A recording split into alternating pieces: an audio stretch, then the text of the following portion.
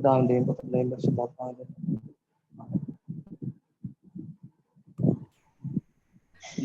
സ്തുതിയായിരിക്കട്ടെ. റെക്കോർഡിംഗ് ഉണ്ടല്ലോ. ഓക്കെ. അപ്പൊ നമ്മള്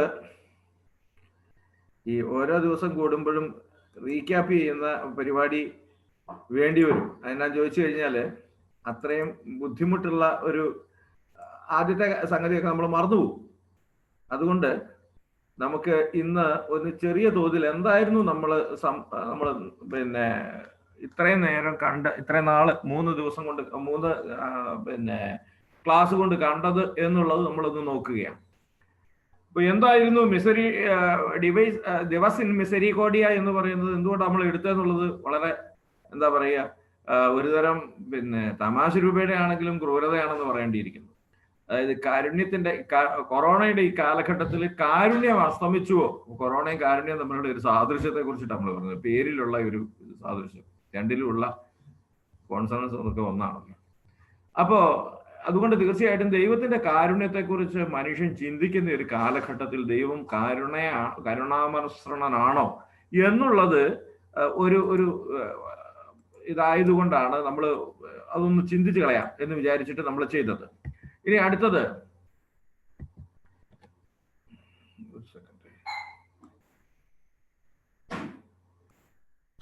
ക്ഷമിക്കണം,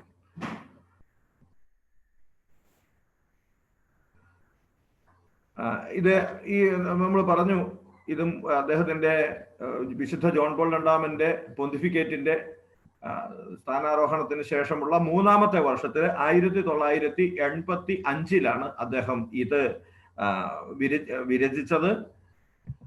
രണ്ടാമത്തേത് ഇതൊരു സഭയോടും സഭയിലൂടെയും വർഷിക്കപ്പെടുന്ന അപരിമേയമായ കൃപ ആധുനിക ലോകത്തിൽ എന്താണ് എന്ന് മനസ്സിലാക്കാനുള്ള ഒരു ശ്രമമാണ് ഇതിലൂടെ നടത്തുന്നത്.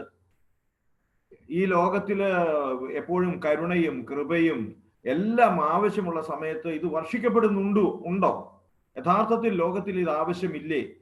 ഇതായിരുന്നു ലോകത്തിന് ഇന്ന് കരുണ ആവശ്യമല്ലേ എന്നുള്ള ആ ഒരു ആവശ്യമാണ് എന്നുള്ള കണ്ടെത്തലോടുകൂടിയാണ് അദ്ദേഹത്തിന്റെ ആമുഖം അവസാനിക്കുന്നത്. അതിനുശേഷം അദ്ദേഹം പറഞ്ഞു, എന്നെ കാണുന്നവൻ പിതാവിനെ കാണുന്നു എന്ന് പറഞ്ഞുകൊണ്ട് ദൈവകരുണയുടെ ആളടയാളമായ ക്രിസ്തുവിനെ സംബന്ധിച്ചിട്ട് അദ്ദേഹം പറഞ്ഞു. എല്ലാ മനുഷ്യരെയും തന്നിലേക്ക് കരുണാപൂർവകമായ പിതാവിലേക്ക് തന്നിലൂടെ ആകർഷിക്കുന്ന ക്രിസ്തുവിനെ സംബന്ധിച്ചിട്ടും ക്രിസ്തുവിന്റെ രക്ഷാകര ചരിത്രത്തിലെ പ്രത്യേകിച്ച് പരസ്യജീവിതകാലത്തെ ഓരോ സംഭവങ്ങളിലും നിറഞ്ഞു നിന്ന അവിടുത്തെ അപരിമേയമായ കരുണയെക്കുറിച്ച് നമ്മൾ കണ്ടു. അങ്ങനെ വാക്കിലും നോക്കിലും എല്ലാം തൻ്റെ മിസിയാനിക സന്ദേശത്തിലും തൻ്റെ ജീവിതത്തിന്റെ സ്വത്വത്തിലും ഉണ്മയിലും അവിടുന്ന് കരുണയായിരുന്നു. എല്ലാവരോടും കരുണ പ്രദർശിപ്പിച്ചു. പ്രത്യേകിച്ച് പ്രാന്തവൽക്കരിക്കപ്പെട്ടവനോടും പാപിയോടും ചുങ്കക്കാരനോടും വേശ്യയോടും എന്ന് വേണ്ട സമൂഹത്തിന് വേണ്ടാത്തവന്റെ ജീവിതത്തിലേക്ക്, അവന്റെ വരണ്ട ജീവിതാനുഭവങ്ങളിലേക്ക് ക്രിസ്തു കാരുണ്യമായി പെയ്തിറങ്ങി എന്ന് നമ്മൾ അറിയുന്നു.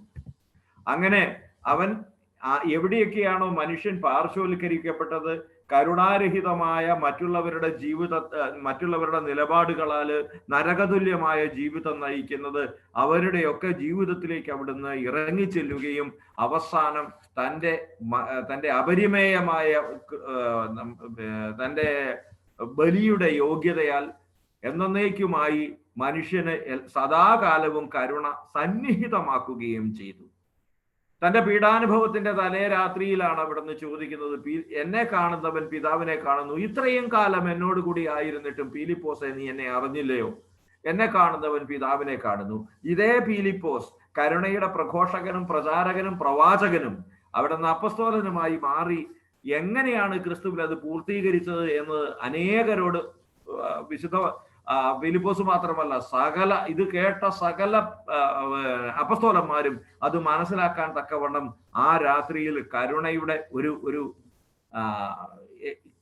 ലോകത്തിൽ ഒരിക്കലും എഴുതപ്പെട്ടിട്ടില്ലാത്തതും ഇനി ഒരിക്കലും എഴുതേണ്ടാത്തതുമായ കരുണയുടെ മൂർത്തിമദ്ഭാവമായ തന്റെ ക്രൂശീകരണം തന്നെയും അതുവഴിയായി നാം രക്ഷിക്കപ്പെട്ടു. കരുണയാൽ കൃപയാൽ ദൈവത്താൽ രക്ഷിക്കപ്പെട്ടു എന്നുള്ളത് യഥാർത്ഥത്തിൽ പൂർത്തീകരിക്കുമാറ് അവിടുന്ന് ആ രാത്രിയിൽ ഏൽപ്പിച്ചു കൊടുക്കപ്പെടുകയാണ് ചെയ്യുന്നത്. അങ്ങനെ തന്റെ ക്രൂശിലൂടെ അവിടുന്ന് മഹാകാരുണ്യം എന്ത് എന്ന് ബോധ്യപ്പെടുത്തി. ആ മെസയാനിക സന്ദേശത്തിന്റെ കൃത്യമായിട്ടുള്ള കരുണയിലേക്കുള്ള ദിശ നമ്മൾക്ക് സമർപ്പിച്ചതിന് ശേഷം എല്ലാ കാലത്തും എല്ലായ്പ്പോഴും പതിവുള്ളതുപോലെ പുതിയ നിയമത്തിലെ കരുണ എന്ന ആശയത്തെ പറയുന്നതിന് മുമ്പായി അതിൻ്റെ ആമുഖം എന്ന വണ്ണം കരുണ, ദൈവത്തിന്റെ കരുണ അനുഭവിച്ച ഒരു ജനതയെ സംബന്ധിച്ച് പഴയ നിയമത്തിലെ കരുണയെ സംബന്ധിച്ചിട്ട് പ്രതിപാദിച്ചുകൊണ്ടാണ് 3-ാം അധ്യായം, കഴിഞ്ഞ അധ്യായം നമ്മൾ സമാപ്തമാക്കുന്നത്, അവസാനിപ്പിക്കുന്നത്. എന്താണ് കരുണ എന്നുള്ളതിനേക്കാൾ ഉപരി, അതിൻ്റെ ഒരു താത്വിക ജ്ഞാനത്തെക്കാൾ ഉപരി എങ്ങനെ ദൈവം കരുണ പ്രദർശിപ്പിച്ചു എന്നതിൻ്റെ ഒരു ചരിത്രപരമായ അവലോകനമായിരുന്നു നമ്മൾ നടത്തിയത്. ദൈവം തെരഞ്ഞെടുത്ത നിമിഷം മുതൽ കനാൻ ദേശത്തേക്കുള്ള അവരുടെ യാത്ര മുഴുവൻ നമ്മൾ കണ്ടു. അതിനുശേഷം ക്രിസ്തു വരെയുള്ള അവരുടെ ജീവിതത്തിൽ മുഴുവൻ 3 കാര്യങ്ങളാണ് നിറവേറിയതെന്ന് നമുക്ക് വേണമെങ്കിൽ പറയാം. ദൈവം വാഗ്ദാനം ചെയ്ത നാട്ടിലേക്ക് അനുസരണാപൂർവം പോയ ഇടയനെ അനുഗമിക്കുന്ന ആട്ടിൻകുഞ്ഞുങ്ങളായിരുന്നില്ല അവർ.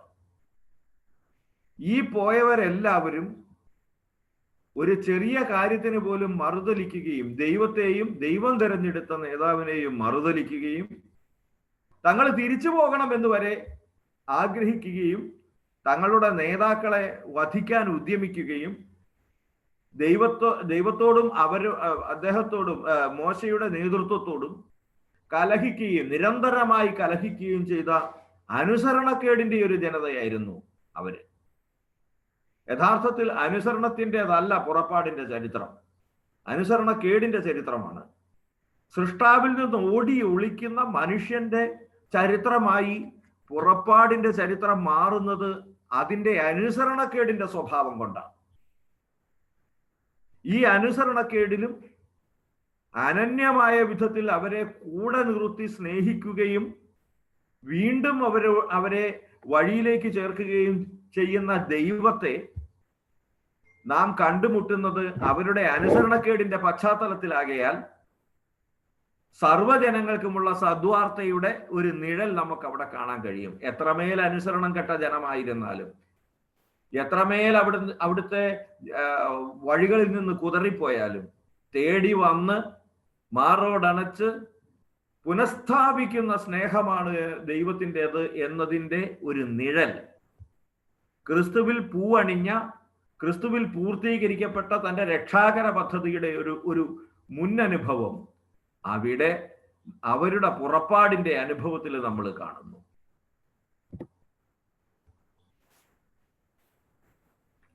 മൂന്ന് വാക്യങ്ങളിൽ നമുക്ക് അവരുടെ ആ ഒരു എന്താ പറയുക, മുഴുവൻ ചരിത്രത്തെയും നമുക്ക് ഒരു ചിമിഴിലൊതുക്കാം. അത് വീഴ്ചയുടെ ചരിത്രമാണ്, വീണ് കിടന്ന് വിലപിച്ചതിന്റെ വിലാപത്തിന്റെ ചരിത്രമാണ്, വിലാപം കേട്ട് വീണ്ടെടുത്തതിന്റെ ചരിത്രമാണ്. വീഴ്ച അവർക്ക് സഹജമായിരുന്നെങ്കിൽ, വിലാപം അവർ ക്ഷണിച്ചു വരുത്തിയതാണെങ്കിൽ, വിലാപത്തിന്റെയും വീണ്ടെടുപ്പിന്റെയും ഇടയ്ക്ക് ദൈവം ഇടപെട്ട്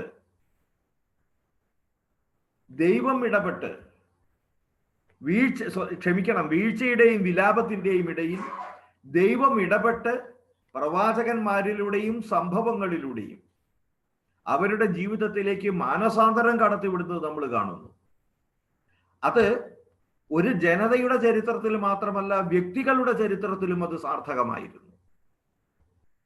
വീഴ്ചയുടെയും വിലാപത്തിന്റെയും ഇടയിൽ വന്നവരാണ് പ്രവാചകന്മാര്. നിനിവേ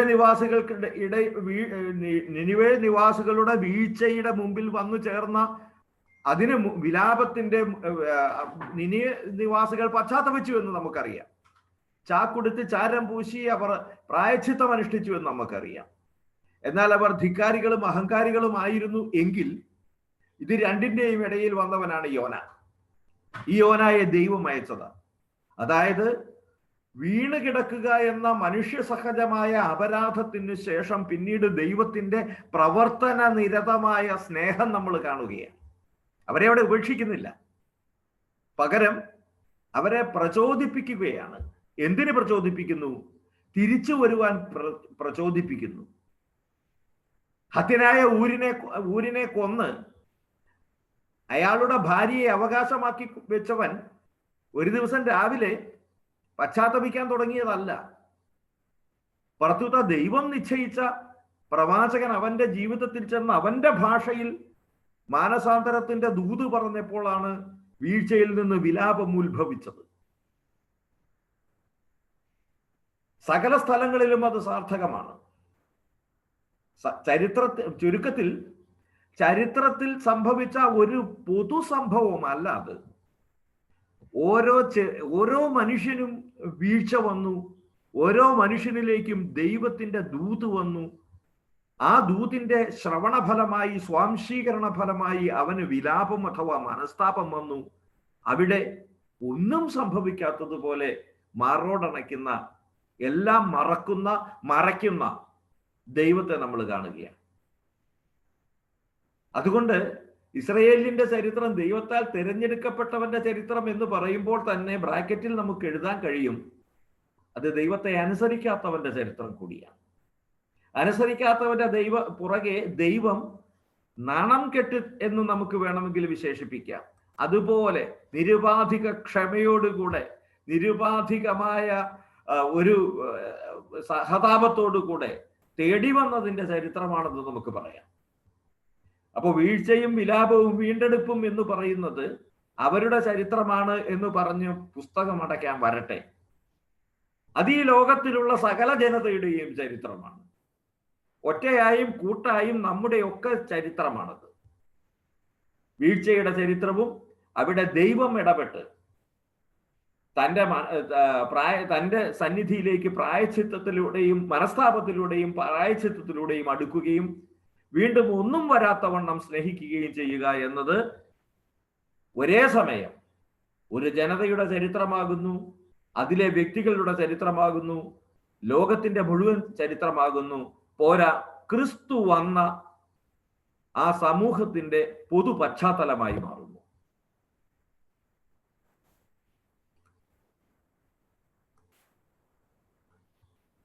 എന്തുകൊണ്ടാണ് ദൈവം ഇപ്രകാരം മനുഷ്യനെ സ്നേഹിക്കുന്നത്? അതിന് ഒരു സൃഷ്ടിപരമായ ബന്ധമുണ്ട് എന്ന് മാർപ്പാപ്പ പറഞ്ഞു വെച്ചുകൊണ്ടാണ് ആ ഭാഗം അവസാനിപ്പിക്കുന്നത്. അത് അതിമനോഹരമാണ്. അതിമനോഹരം എന്ന് പറഞ്ഞാലും പോരാ, അതൊക്കെ വാക്കുകൾക്ക് അതീതമായ വിധത്തിലാണ്. എന്തുകൊണ്ടാണ് ദൈവം ഇങ്ങനെ മനുഷ്യനെ നിരുപാധികം സ്നേഹിക്കുന്നത്? എന്തുകൊണ്ടാണ് അവിടെ നിന്ന് തേടി വരുന്നത് മാതിരി സ്നേഹിക്കുന്നത്? നിങ്ങൾ ആ ഹെസദ് എന്ന് പറയുന്ന വാക്ക് ഓർത്തിരിക്കണം. വിശ്വസ്തതാപൂർവം നൈയാമികമായി തന്നെ ബാധ്യസ്ഥനായിരിക്കുന്നു എന്ന് തോന്നുമാറ്. അങ്ങനെ ഇല്ല, അങ്ങനെ ഒരു നിയമമില്ലല്ലോ. ദൈവത്തിന്റെ അനന്തകാരുണ്യത്താലാണല്ലോ സ്നേഹിക്കുന്നത്.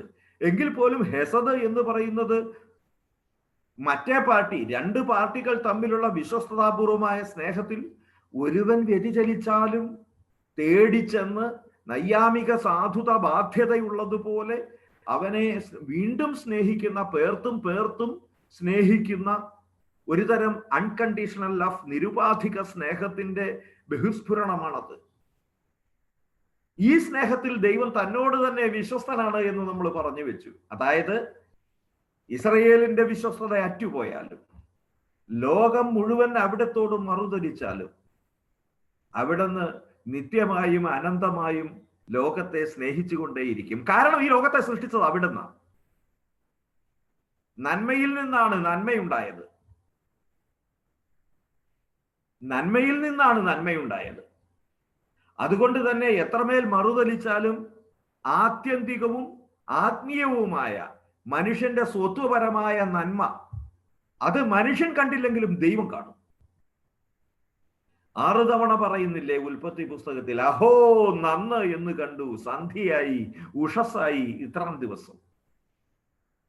തന്റെ അപരിമേയമായ സ്നേഹത്താൽ മനുഷ്യൻ ദൈവം സൃഷ്ടികർമ്മത്തിൽ ഏർപ്പെട്ടു എങ്കിൽ അതേ അപരിമേയമായ സ്നേഹത്താൽ അവിടുന്ന് നിരുപാധികം വിശ്വസ്തതാപൂർവം നമ്മെ സ്നേഹിക്കുന്നു എന്ന് പറഞ്ഞുകൊണ്ട് അദ്ദേഹം മൂന്നാമത്തെ അധ്യായം അവസാനിപ്പിക്കുകയാണ്. ഇവിടെ നമ്മൾ വീണ്ടും ഒരു 4-5 കാര്യങ്ങൾ ഒരുമിച്ചൊന്ന് വേഗം കണ്ടുപോകണം. കാരണം എന്താ, അത് നമ്മുടെ ഒരു ചില സാങ്കേതിക പദങ്ങളാണ്. പ്രത്യേകിച്ച് 52ാമത്തെ ഫുട് നോട്ടിൽ നമ്മൾ കണ്ടത് ഹെസദ്, റഹിം, ഹനാൻ, ഹുമാൽ, ഹസ്, എമത്ത്. ഇത് വളരെ ഭംഗിയായിട്ട് നന്ദിയോടുകൂടെ ഞാൻ ഓർക്കുന്നു. നമ്മുടെ കുഞ്ഞച്ചൻ സാർ ഇത് വളരെ ഭംഗിയായിട്ട് അതൊരു ഷോർട്ട് നോട്ടായിട്ട് തന്നിട്ടുണ്ട്. ഹെസദ് എന്ന് പറയുന്നത് നമ്മളിപ്പോ നേരത്തെ കണ്ടു. അത് the basis of fidelity between two people who are committed to each other. Fidelity എന്ന വാക്കിന് വിശ്വസ്തത എന്നൊന്നും നമുക്ക് വിവർത്തനം ചെയ്യാൻ പറ്റുകയില്ല. ഫിദൂസിയറി റിലേഷൻഷിപ്പ് എന്ന് അതിന് പറയുക. എന്ന് പറയുമ്പോൾ അത് ഒരാളുടെ നന്മയ്ക്ക് വേണ്ടി അയാൾ അറിയാതെയോ അറിഞ്ഞോ എന്നുള്ളത് വിഷയമല്ല. നന്മയ്ക്ക് വേണ്ടി അല്ലാതെ മറ്റവൻ നിലകൊള്ളാതിരിക്കുന്നതിന്റെ പേരും കൂടിയാണ് ഫിഡിലിറ്റി എന്ന് പറയുന്നത്. അപ്പൊ വിശ്വസ്തത എന്ന് പറയുന്നത് ആ പദത്തിന് ഉള്ളതിനേക്കാൾ ആന്തരികാർത്ഥം കൂടുതലുള്ളതാണ് ഈ ഹെസദ്. ഇപ്പൊ എന്റെ ഒരു പശ്ചാത്തലത്തിൽ പറയുകയാണെങ്കിൽ ഇത് അതിനകത്ത് പറഞ്ഞിട്ടുള്ളതല്ല. ബാങ്കർ കസ്റ്റമർ റിലേഷൻഷിപ്പ് ഫിദൂസിയറി റിലേഷൻഷിപ്പ് ആണെന്നുള്ളത് ഞാനൊരു ബാങ്കിലെ ഒരു അധ്യാപകൻ കൂടിയായിരുന്നുകൊണ്ട് ഞാൻ പഠിപ്പിച്ചുകൊണ്ടിരുന്ന ഒരു സംഗതിയാണ്. കസ്റ്റമർ അറിഞ്ഞാലും ഇല്ലെങ്കിലും അയാളുടെ നന്മയെ മാത്രമേ കാക്ഷിക്കാവൂ. അതാണ് ആ റിലേഷൻഷിപ്പിന്റെ പ്രത്യേകത. ഒരു വിധത്തിലും മനസാ വാചാ കർമ്മണ അദ്ദേഹത്തിനെ കുരുക്കിലാക്കുന്ന ചതിക്കുന്ന യാതൊന്നും ഉണ്ടാകാൻ പാടില്ല. എന്നാൽ ഇതൊക്കെ പറഞ്ഞാലും ഫിദൂസിയറി റിലേഷൻഷിപ്പ്, ഫിഡിലിറ്റി എന്ന് പറയുന്നത് അതിനേക്കാളൊക്കെ അപ്പുറത്താണ്. വാക്കുകൾക്ക് ഒതുക്കാൻ പറ്റുന്നതല്ല. അത് ഈ സംഭവങ്ങളുടെയൊക്കെ ഒരു പശ്ചാത്തലത്തിൽ നമുക്ക് ഏറെക്കുറെ ചെറുതായി മനസ്സിലാക്കാമെന്ന് മാത്രമേ ഉള്ളൂ. എത്രമേൽ മറുതലിച്ചാലും ദൈവത്തിന്റെ സ്നേഹം അനന്യമാണെന്നൊക്കെ നമ്മൾ പറയുമ്പോൾ ഇതാണ് അർത്ഥമാക്കുന്നത്. എന്തുകൊണ്ടാണ് ദൈവം സ്നേഹിക്കുന്നത്? അവിടുത്തെ സ്നേഹം ഹെസദായതുകൊണ്ടാണ്. It's not conditional love. നിങ്ങൾ സ്നേഹിച്ചാൽ എന്നെ സ്നേഹിക്കാം, നിങ്ങളെ സ്നേഹിക്കാം എന്ന് പറയുന്നതല്ല അവിടുത്തെ സ്നേഹം. അതുകൊണ്ടാണ് താൻ തന്നോട് തന്നെ വിശ്വസ്തനായിരിക്കയാൽ നിശ്ചയമായും അവിടുന്ന് തൻ്റെ പുറപ്പെട്ടു ചെല്ലുന്ന സ്നേഹത്താൽ ഇസ്രയേലിനെ എന്നല്ല നിഖില ലോകത്തെയും അനുഗ്രഹിക്കുന്നത്. അടുത്തത് റഹാമിം എന്ന നാമധേയമാണ്. പയോധരങ്ങളുള്ള യോദ്ധാവ് എന്നൊക്കെ നമുക്ക് വേണമെങ്കിൽ വിശേഷിപ്പിക്കാം. ഒരേ സമയം അവിടുന്ന് മഹത്വത്തിന്റെ ദൈവമാണ്, അതേസമയം മാർവിടങ്ങൾ ചുരത്തുന്ന ദൈവമാണ്. ഏറെ പ്രശസ്തമായ യേശയ്യാവിന്റെ മുല കുടിക്കുന്ന കുഞ്ഞിനെ അമ്മയ്ക്ക് മറക്കാനാവുമോ എന്ന ആ ചോദ്യത്തിനകത്ത് സ്ത്രൈണമായ സ്നേഹമാണ്. നമുക്ക് വേണമെങ്കിൽ വളരെ അപര്യാപ്തമെങ്കിൽ കൂടി നമുക്ക് പറയാൻ കഴിയും ഇതിന്റെ ഹെസദിന്റെ ഒരു സ്ത്രീരൂപമാണ് റഹാമിം എന്ന്. അപര്യാപ്തമാണ്, ഒരു പരിധിവരെ അത് വികടവുമാണ്. കാരണം രണ്ട് ആംഗിളിലാണ് പോകുന്നത്. It generates a whole range of feelings including goodness and tenderness, patience and understanding, that readiness to forgive. ഇങ്ങനെ സ്നേഹിക്കാനും ക്ഷമിക്കാനും പോട്ടേന്ന് വെക്കാനും നന്മ കാക്ഷിക്കാനും ഒക്കെയുള്ള അപരിമേയമായ കഴിവാണ്. ഒരമ്മയുടെ മുലപ്പാലിന്റെ മാധുര്യവും വാത്സല്യത്തിന്റെ നനവുമുള്ള സ്നേഹം, അതാണ് റഹാമി. വീണ്ടും ഹനാൻ എന്നത് കൃപയുടെ അസാമാന്യമായ കുത്തൊഴുക്കാണ്. കൃപയുടെ അസാമാന്യ കുത്തൊഴുക്കാണ്. അത് ബെനവളന്റ് ആണ്, മേഴ്സിഫുൾ ആണ്, കൃപാനിധിയാണ്, കൃപാകരമാണ്, അനന്തമായ കാരുണ്യത്താൽ നിറഞ്ഞതാണ്. ഹനാൻ എന്ന വാക്ക് അതാണ്. ഹമാൽ എന്ന് പറയുന്നത് രക്ഷിക്കുക എന്നതാണ്. സഹതാപപൂർവകമായ ഒരു സമീപനത്തോടു കൂടെ തോറ്റവനെ മാറോട് ചേർത്ത് പിടിക്കുന്നതിന്റെ പേരാണ് ഹമാൽ. വീണ്ടും അവിടെ ക്ഷമയുണ്ട്. കളിയിൽ അംഗത്തിൽ അവൻ പരാജയപ്പെട്ടു എന്നത് കണക്കിലെടുക്കുന്നില്ല. എതിരാളിയായിരുന്നു എന്നത് വിചാരിക്കുന്നു പോലുമില്ല. ഒന്നും സംഭവിക്കാത്തതുപോലെ, തനിക്ക് തുല്യൻ എന്നതുപോലെ മാറോടണയ്ക്കുന്നതിന്റെ പേരാ ഹമാലെങ്കിൽ ഹസ് എന്ന് പറയുന്നത് സഹതാപമാണ്. പിറ്റി ആൻഡ് കമ്പാഷൻ, ദയയും സഹതാപവുമാണ് ഹസ്. എമത്ത് എന്ന് പറയുന്നത് സോളിഡിറ്റി, സെക്യൂരിറ്റി, ഫിഡിലിറ്റി, വളരെ ദൃഢീകരിക്കപ്പെട്ട, സുരക്ഷിതമാക്കപ്പെട്ട, വിശ്വസ്തമാക്കപ്പെട്ട ഒരു നിലപാടാണ് എമത്ത്.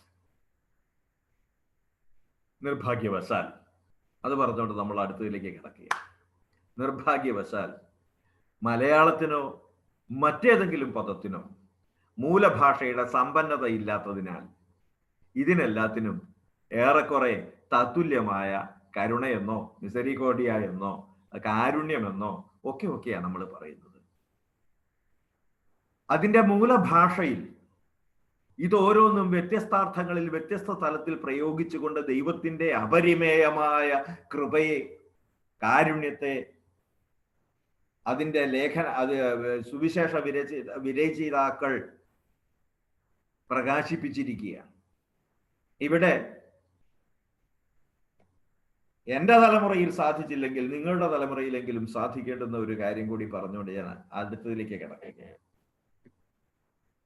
ആദ്യത്തെ ദൈവവചനത്തെ സംബന്ധിക്കുന്ന ആദ്യത്തെ ചാക്രിക ലേഖനം നമ്മൾ പഠിച്ചത് പ്രൊവിഡൻസിമൂസ് ദൈവൂസ. അന്ന് തൊട്ടിട്ട് മാർപ്പാപ്പമാർ ഉത്ബോധിപ്പിച്ചുകൊണ്ടേയിരിക്കുന്നത് നമ്മൾ കണ്ടു. മൂലഭാഷയിൽ പഠിക്കണം.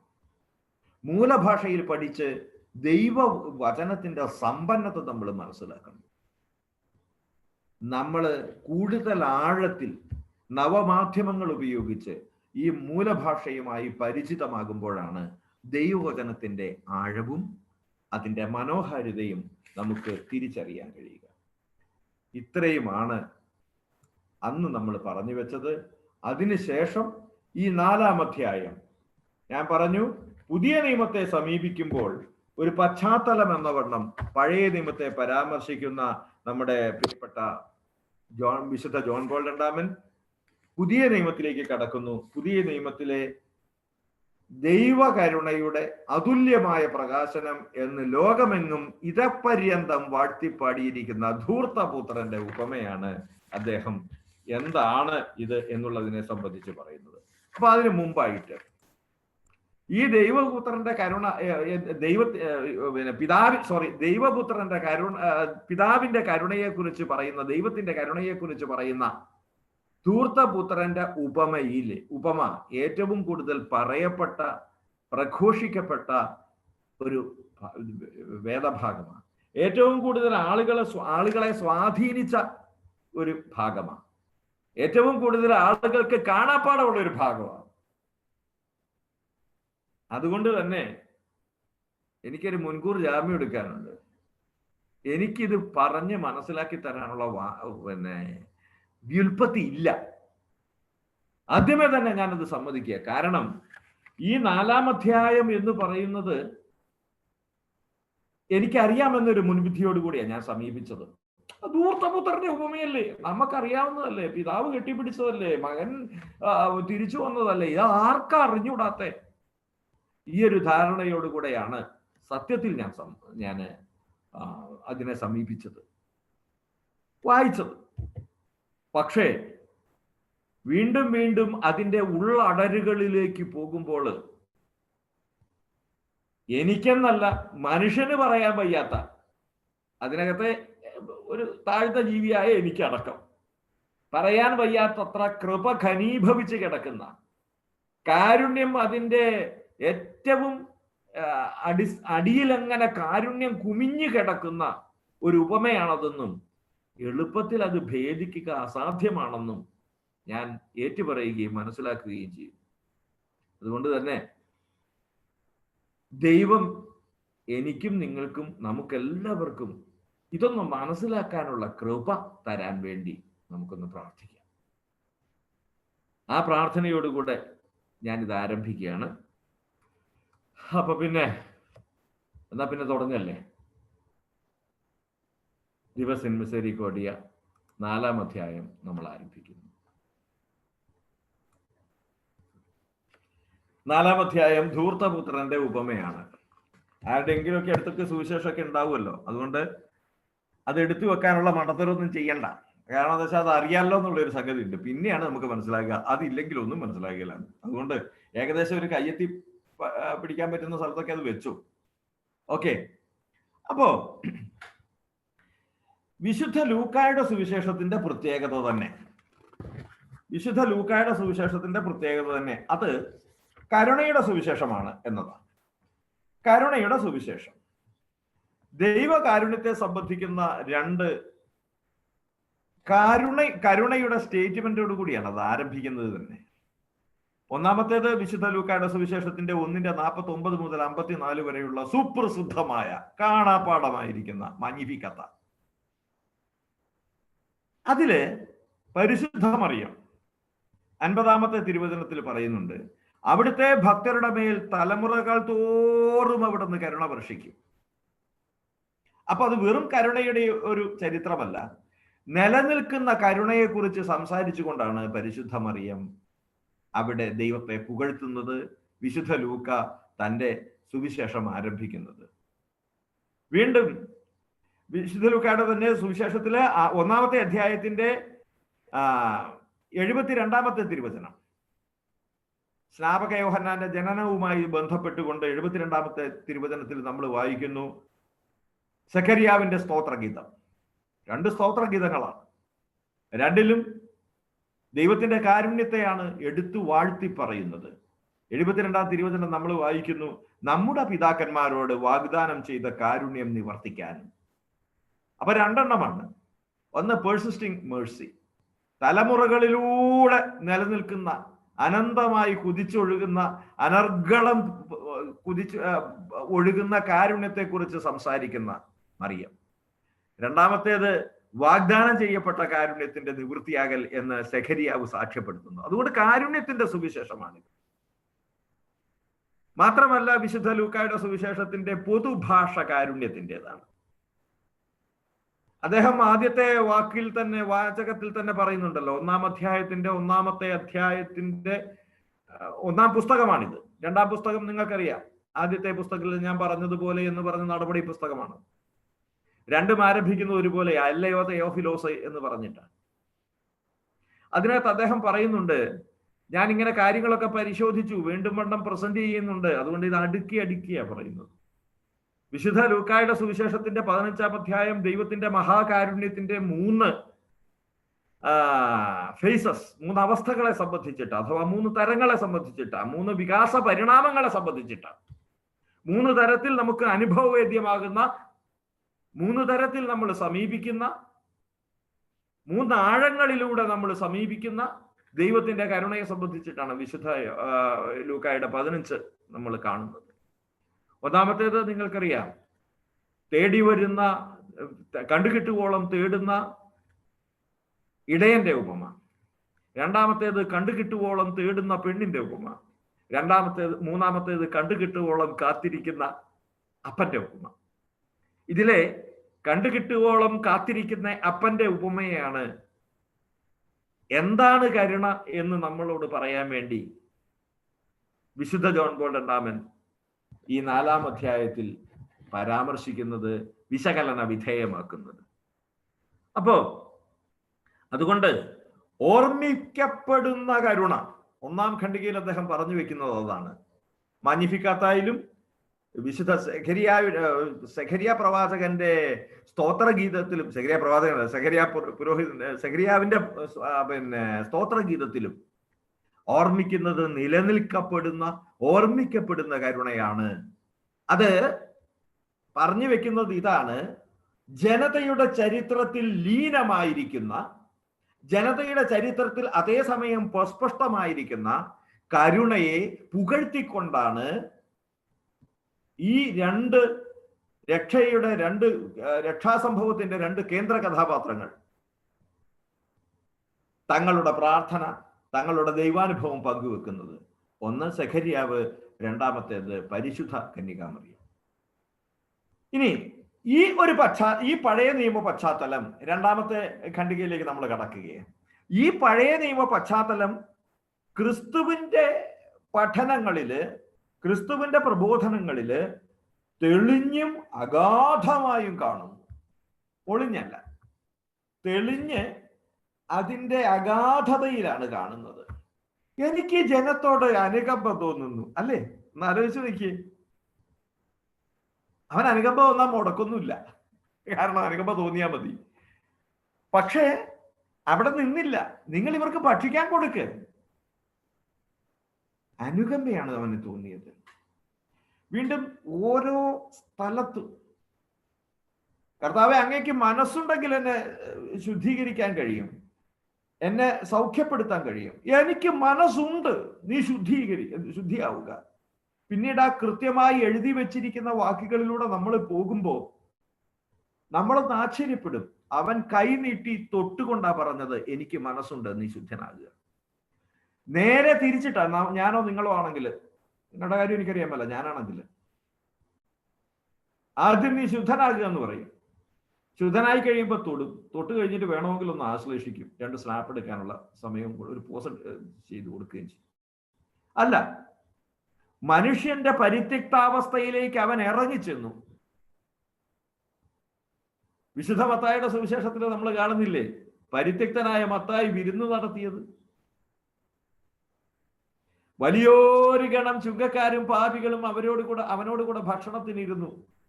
മാറ്റി നിർത്തപ്പെട്ട ജനതയോട് എന്താ പറയുക, പ്രാന്തവൽക്കരിക്കപ്പെട്ട ജനതയോട് അവന്റെ ഒരു സഹതാപ പ്രകടനം വാക്കിലൊതുക്കി അല്ല നിന്നത്.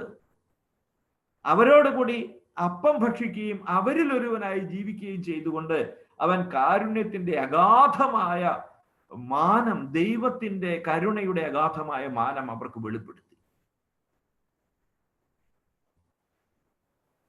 രക്തസ്രാവക്കാരി സ്ത്രീയെ വഴക്ക് പറയാൻ ധാരാളം എന്താ പറയുക നിയമപരമായ അവകാശമുണ്ട് ക്രിസ്തുവിന്. കാരണം അവൾ അശുദ്ധയാണ് അവരുടെ സങ്കല്പം അനുസരിച്ചിട്ട്. അതുകൊണ്ട് എന്തിനാ തൊട്ടെ, ദൂരെ നിന്നിട്ട് പിന്നെ കർത്താവെ, അങ്ങനെ ഉണ്ടല്ലോ, കുഷ്ഠരോഗികൾ 10 ദൂരെ നിന്നിട്ടല്ലേ സൗഖ്യപ്പെട്ടത്? മതിയായിരുന്നു. തൊട്ട പെണ്ണിനെ മകളെന്ന് വിളിച്ച ആ കാരുണ്യത്തിന്റെ അങ്ങേത്തലയുണ്ടല്ലോ, ഏകദേശം അവന്റെ പ്രായ. കാരണം ഇവള് 12 വർഷമായി രക്തസ്രാവത്തിന്. അപ്പൊ കുറെ പ്രായം ഉണ്ടാവും എന്ന് വിചാരിക്കുക നമുക്ക്. എന്തായാലും ഒരു സമപ്രായം അല്ലെങ്കിലും വലിയ അധികം ഇളയൊന്നുമല്ല. മകളെന്ന് വിളിക്കാനുള്ള പ്രായ വ്യത്യാസമൊന്നും ഉണ്ടാവില്ല. പക്ഷേ അവൻ കണ്ണിൽ നോക്കിയിട്ട്, കാരുണ്യ ആവശ്യമുള്ള ആ കുഞ്ഞിന്റെ മുഖത്ത് നോക്കിയിട്ട് അവൻ വിളിച്ചത്, 30 വയസ്സുള്ള ആശാരി ചെറുക്കൻ വിളിച്ചത് മകളെന്നാ. അതിന്റെ പേരാ കാരുണ്യം. അതിന്റെ പേരാ തോറ്റവനോട്, പരിത്യക്തനോടുള്ള ചേർത്തു പിടിക്കുന്ന ഹസദല്ലത്. ഹനാൻ, ഹുമാൻ. ഒരുപാട് വാക്കുകളുണ്ട്. പക്ഷെ നമ്മളെ സംബന്ധിച്ചിടത്തോളം നിർഭാഗ്യവശാൽ കാരുണ്യം എന്നൊരു വാക്കേ ഉള്ളൂ. പക്ഷേ ദൈവകരുണ സംഭവിച്ചിട്ടില്ലല്ലോ. നമുക്കത് മനസ്സിലാക്കാൻ തീർച്ചയായിട്ടും സാധിക്കും. അപ്പോ ഇവിടെ വിശുദ്ധ ലൂക്കായുടെ സുവിശേഷത്തിൽ അദ്ദേഹം കോറിയിടുന്ന കരുണയുടെ ഈ പ്രചണ്ഡ പ്രവാഹത്തെ കുറിച്ചിട്ട് മാർപ്പാപ്പ വാചാലനാവുകയാണ്. അവിടെ ഞാൻ നിന്നോട് കരുണ കാണിക്കുന്നു എന്ന വിളംബരമില്ല. ഇല്ല. പിതാവേ എന്നോട് കരുണ തോന്നണമേ എന്ന നിലവിളിയുമില്ല. പിന്നെന്താ ഉള്ളത്? വാക്കുകൾക്കപ്പുറത്തുള്ള കരുണയുടെ പ്രകാശനമുണ്ട്. കരുണയുടെ പ്രകാശനം. ഒരു വിധത്തിൽ പറഞ്ഞാൽ, ഞാനിത് കുറച്ചുകൂടെ ഒന്ന് സിംപ്ലിഫൈ ചെയ്ത് പറയാൻ വേണ്ടിയുള്ള ഒരു ശ്രമത്തിലാണ്. ഞാൻ പറഞ്ഞു, എനിക്കത്ര എളുപ്പത്തിലൊന്നും ഈ ഒരു ഭാഗം കടക്കാൻ പറ്റില്ല. കാരണം അത് അത്രമേൽ അഗാധമാണ്. ചുഴിയ നിറച്ച് നമ്മളെ ദൈവസ്നേഹത്തിനകത്തേക്ക് അങ്ങ് കൊണ്ടുപോകുന്ന ചുഴികൾ. അതിനകത്തൂടെ നമുക്ക് കടന്നു പോകാൻ അത്ര ഇത്തിരി എളുപ്പമല്ല. ഉദാഹരണത്തിന്, ഒരു കുഞ്ഞ് നിങ്ങളോട് ചോദിക്കുകയാണ്, അമ്മേ അല്ലെങ്കിൽ ചാച്ച, എന്നതാ ഈ ഉപ്പ് എന്ന് പറഞ്ഞാൽ എന്താണ്? ഉപ്പ് എന്ന് പറഞ്ഞാൽ എന്താണ്? അത് അറിയണം. ഉടനെ നമ്മൾ പറയുന്നു NaCl എന്നാണ് അതിന്റെ രസനാമം, അത് നാട്രം. ഇതൊക്കെ പറഞ്ഞാലും അവന് മനസ്സിലാകുകയല്ല. പിന്നെ നമ്മൾ കറിക്കകത്ത് ഒഴിക്കുന്ന സാധനമാണ് ആ ഉപ്പ്. അത് അവൻ അത്ര ബോധ്യപ്പെടുക. ഉപ്പ് എന്താണെന്ന് ബോധ്യപ്പെടണമെങ്കിൽ ഒരു 10 കല്ല് ഉപ്പ് എടുത്തിട്ട് അവന്റെ വായിലിട്ടിട്ട് അടച്ചു പിടിക്കണം. 10 വരെ എണ്ണുമ്പോ നമുക്ക് നോക്കി നിന്നോണം. 10 വരെ എണ്ണുമ്പോ അവന്റെ വയറ്റിനകത്തുനിന്ന് ഛർദ്ദിക്കാനുള്ള ഒരു പ്രത്യേക സംഗതി വരും. ആ സമയത്ത് വിട്ടേക്കണം. ഛർദിക്കുകയല്ല, പക്ഷെ ഇവൻ തുപ്പിയിട്ട് പറയും, ഇപ്പൊ എനിക്ക് ഉപ്പൻ എന്ന് മനസ്സിലായി, ഉപ്പിന്റെ ഭീകരത എന്താണെന്ന് മനസ്സിലായി. പിന്നെ അവൻ ആയുഷ്കാലത്ത് മറക്കാൻ പോകുന്നില്ല ഉപ്പെന്ന്. അപ്പോ കരുണയെ പറ്റിയുള്ള പ്രസംഗം അല്ല ഇവിടെയുള്ളത്. കഥാപാത്രങ്ങളിൽ ആരും കരുണ വേണമെന്നോ കരുണ തരാമെന്നോ പറയുന്നുമില്ല. പകരം കരുണയുടെ അത്യുദാത്തമായ പ്രകാശനം അവിടെ നടക്കുകയാണ്. അനുഭവത്തിന്റെ തലത്തിലേക്കാണ്, അറിവിന്റെ തലത്തിൽ നിന്ന് പറിച്ച് നമ്മളെ എടുത്തിട്ട് അനുഭവത്തിന്റെ തലത്തിലേക്ക് കൊണ്ടുപോവുകയാണ് ധൂർത്തപുത്രന്റെ ഉപമ. അതുകൊണ്ട് തന്നെ അതിനകത്ത് ഒരു നാടകമായിട്ടാണ് ക്രിസ്തു ഇത് കൊണ്ടുവന്നിരിക്കുന്നത്. ഒരു നാടകമായിട്ടാണ് കൊണ്ടുവന്നിരിക്കുന്നത്. ഈ നാടകത്തിൽ മുൻപേ തന്നെ ഞാൻ പറയുന്നു, അതീവ ഗുരുതരമായ ചില ലംഘനങ്ങളുണ്ട്, നാടക സങ്കല്പത്തിന്റെ ലംഘനങ്ങളുണ്ട്. ആ ലംഘനങ്ങളാണ് അതിനെ മഹത്തരമാക്കുന്നതും അനന്യമാക്കുന്നതും. നമുക്കറിയാമല്ലോ, ഒരു നാടകം എന്നൊക്കെ പറഞ്ഞു കഴിഞ്ഞാൽ അതിന് എത്രയേറെ ഘടകങ്ങളുണ്ടെന്ന് നിങ്ങൾക്കറിയാം. ഒരു പശ്ചാത്തലം ഉണ്ടാകും, ഒരു ഇൻട്രൊഡക്ഷൻ, പിന്നെ എന്താണോ നമ്മൾ ഉദ്ദേശിക്കുന്ന ക്ലൈമാക്സ്, അതിലേക്ക് നയിക്കുന്ന ചില സംഭവങ്ങൾ ഉണ്ടാവും. ഇപ്പൊ കള്ളുകുടിയനായ മകൻ അച്ഛനാകാൻ പോകുന്നതാണ് നാടകമെങ്കിൽ ഇവന്റെ കള്ളുകുടി ഉണ്ടാവും, അല്ലേ? ഇല്ലാതെ പിന്നെ ഇതിങ്ങനെ ഒരിക്കൽ ഒരു കള്ളുകുടിയനായ മകനുണ്ടായിരുന്നു എന്ന് ഇൻട്രൊഡ്യൂസ് ചെയ്താൽ പോരാ. അപ്പൊ ഈ കള്ളുകുടി കൊണ്ട് കഷ്ടപ്പെടുന്ന ഒരു അമ്മയുണ്ടാവും, ഒരു അപ്പനുണ്ടാവും, നാട്ടുകാരുണ്ടാവും, ഇടപെടുന്ന ഒരു അച്ഛനുണ്ടാവും, അല്ലെങ്കിൽ അങ്ങനെ ആരെങ്കിലും ഒക്കെ ഉണ്ടാവും. അങ്ങനെ അവസാനം അവൻ ക്ലൈമാക്സിലേക്ക് വരുന്നു, കണ്ടോ? അപ്പൊ പിന്നെ ആദ്യം ഒരു പശ്ചാത്തലം ഉണ്ടാവും. ആ പശ്ചാത്തലത്തിൽ നിന്ന് പതുക്കെ സംഭവങ്ങളിലൂടെ നമ്മൾ ക്ലൈമാക്സിലേക്ക് നടന്നെടുക്കുകയാണ്. അതിനുശേഷം ഈ ക്ലൈമാക്സ് വന്നു കഴിയുമ്പോൾ ഇവൻ അതോടുകൂടി ഞാൻ അച്ഛനാകാൻ പോകുന്നു എന്ന് പറഞ്ഞിട്ട് ഇത് അവസാനിക്കുകയാണോ ഇന്ന്? അല്ല. പിന്നീട് ആ ധീരോദാത്തമായ തീരുമാനങ്ങളും കൊണ്ട് മുന്നോട്ട് പോകുന്ന നായകനെയും കൂടി നമ്മൾ കണ്ടുകൊണ്ട് ഒരു പരസമാപ്തിയിലേക്ക് എത്തുകയാണ്. അപ്പൊ അതായത് ഇതൊരു എല്ലാ നാടകത്തിലും അങ്ങനെ തന്നെയാണ്. നാടകത്തിന്റെ ഒരു പാറ്റേൺ അതാ. ക്രിസ്തു ഉദ്ദേശിച്ച ഈ ഉപമ, ക്രിസ്തു പറഞ്ഞ ഈ ഉപമ ഒരു നാടക രൂപത്തിലാക്കുകയാണെങ്കിൽ ഇതിനകത്ത് ഭയങ്കര മിസ്സിംഗ് ആയിട്ടുള്ള കുറെ കാര്യങ്ങളുണ്ട്. ആ മിസ്സിംഗ് ആയിട്ടുള്ള കാര്യമാണ് ഞാൻ നേരത്തെ പറഞ്ഞതുപോലെ അസാമാന്യമായ ഒരു മിഴിവ് ഈ നാടകത്തിന് നൽകുന്നത്, ധൂർത്തപുത്രൻ എന്ന നാടകത്തിന് നൽകുന്നത്. നിങ്ങൾക്കറിയാവുന്നതാണ് ധൂർത്തപുത്രൻ്റെത്. അതുകൊണ്ട് തന്നെ ഞാൻ ആ സുവിശേഷം ഒന്ന് എടുത്തോട്ടെ, ക്ഷമിക്കണം, അതിന് ഞാൻ വിട്ടുപോയി. ആ സമയം കൊണ്ട് വേണമെന്നുണ്ടെങ്കിൽ നിങ്ങൾക്കും അത് കയ്യിലെടുത്ത് വെക്കാം. വിശുദ്ധ ലൂക്കായുടെ സുവിശേഷം 15-ാം അധ്യായത്തിലാണ്. 15-ാം അധ്യായത്തില് ഈശോ വീണ്ടും അവരോട് ഇങ്ങനെ പറഞ്ഞു, ഒരാൾക്ക് 2 പുത്രന്മാരുണ്ടായിരുന്നു തുടങ്ങി 11-ാമത്തെ അധ്യായം വാക്യം തൊട്ടിട്ട് 11-ാമത്തെ വാക്യം തൊട്ട് 24-ാമത്തെ വാക്യം വരെയുള്ളത് 1-ാം ഭാഗമാണ്. ഈ നാടകത്തിന് 2 എന്താണ് നമ്മൾ നളചരിതം 1-ാം ദിവസം എന്ന് പറഞ്ഞതുപോലെ ധൂർത്തപുത്രന്റെ ഉപമ 1-ാം ദിവസം 2-ാം ദിവസം എന്നിങ്ങനെ 1-ാം ഭാഗം 2-ാം ഭാഗം എന്നുണ്ട്. 25 തൊട്ടിട്ട് 32 വരെയുള്ളത് 2-ാം ഭാഗമാണ്. 2-ാം ഭാഗമാണ് എന്ന് മാത്രമല്ല, ഈ 2-ലും 2 പുത്രന്മാരും നഷ്ടപ്പെട്ട് കിടക്കുന്നതാണ്. 2 പുത്രന്മാരും നഷ്ടപ്പെട്ടിരിക്കുക. ഒരുത്തനല്ല നഷ്ടപ്പെട്ടത്, ധൂർത്തപുത്രന്മാരുടെ ഉപമയെന്നോ നഷ്ടപ്പെട്ട ധൂർത്തപുത്രൻ എന്ന് പറഞ്ഞാൽ അത് ഒരുത്തനേ ഉള്ളൂ, മറ്റവൻ പിശുക്കനായിരുന്നു. അപ്പോ നഷ്ടപ്പെട്ട പുത്രന്മാരുടെ ഉപമ എന്ന് വേണമെങ്കിൽ അതിനെ നമുക്ക് പുനർനാമകരണം ചെയ്യാമോ എന്ന് എനിക്കൊരു സംശയം. പഥ്യമില്ലെങ്കിൽ പറഞ്ഞതുമില്ല, വേണ്ട എന്നുണ്ടെങ്കിൽ വേണ്ട, ആയിക്കോട്ടെ. എന്നാലും ശരി, ഇത് 2 ഭാഗങ്ങളാണ് എന്നുള്ളത് നിസ്തർക്കമാണ്. അപ്പോ 11 മുതലിട്ട് പിന്നെ 32 വരെയുള്ള തിരുവചനങ്ങളാണുള്ളത്. ഇതിനകത്തെ പശ്ചാത്തലം എന്ന് പറയുന്നത് 11-ഉം 12-ഉമാണ്. 11-ഉം 12 എന്ന് പറഞ്ഞു കഴിഞ്ഞാല് ഈശോ അവരോട് ഇങ്ങനെ പറഞ്ഞു. അവിടെ തൊട്ടിട്ട് കഥ ആരംഭിക്കുക, കർട്ടൺ റൈസ് ചെയ്തു. ഒരാൾക്ക് 2 പുത്രന്മാരുണ്ടായിരുന്നു. അവരിൽ ഇളയ പുത്രൻ അപ്പനോട് പറഞ്ഞു, അപ്പാ, വീട്ടിൽ നിന്ന് എനിക്ക് കിട്ടേണ്ട ഭാഗം തരിക. അവന് സ്വത്ത് കൊടുത്തു എന്നല്ല വാക്യം. ശ്രദ്ധിക്കണേ, നമ്മൾ വിചാരിച്ചുകൊണ്ടിരിക്കുന്നു അവന് കാശ് കൊടുക്കുന്നു, അല്ലെങ്കിൽ അവന് സ്വത്ത് കൊടുക്കുന്നു, അവന് റിയൽ എസ്റ്റേറ്റുകാർക്ക് വിറ്റിട്ട് സാധനം കൊണ്ടുവരുന്നു അല്ല. പിതാവ് അവർക്ക് സ്വത്ത് കൊടുത്തു എന്നാണ്. ആ നിമിഷത്തിൽ രണ്ടാമതൊരുവൻ കൂടെ ഉണ്ട്. നമ്മൾ അന്വേഷിക്കണമായിരുന്നു ഇതാരെ. അവര് മൂത്തപുത്രനും ഇളയപുത്രനും 2 പേർക്കും കൊടുത്തു. നിങ്ങളെ ഇഷ്ടം പോലെ ദൈവം തന്റെ ഛായയിലും രൂപത്തിലും സൃഷ്ടിച്ച് തന്റെ തോട്ടത്തിലാക്കിയ മനുഷ്യൻ എന്നതിനെ റെപ്രസെന്റ് ചെയ്യുന്ന 2 പേര്. ദൈവം അത് പിടിച്ചു വെച്ചതല്ല. അതിൽ ഒരുത്തന് കൊടുത്തിട്ട് മറ്റവനോട് നിനക്കുള്ളത് ഞാൻ പിന്നെ തരാം എന്നല്ല പറഞ്ഞത്. 2 പേർക്കും കൊടുത്തു.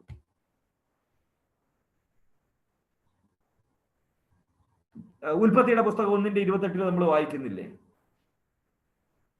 സന്താനപുഷ്ടിയുള്ളവനായി ഭൂമിയിൽ നിറഞ്ഞ് അതിനെ കീഴടക്കുക. U subdue it. നീ അതിനെ കീഴടക്കിക്കൂ.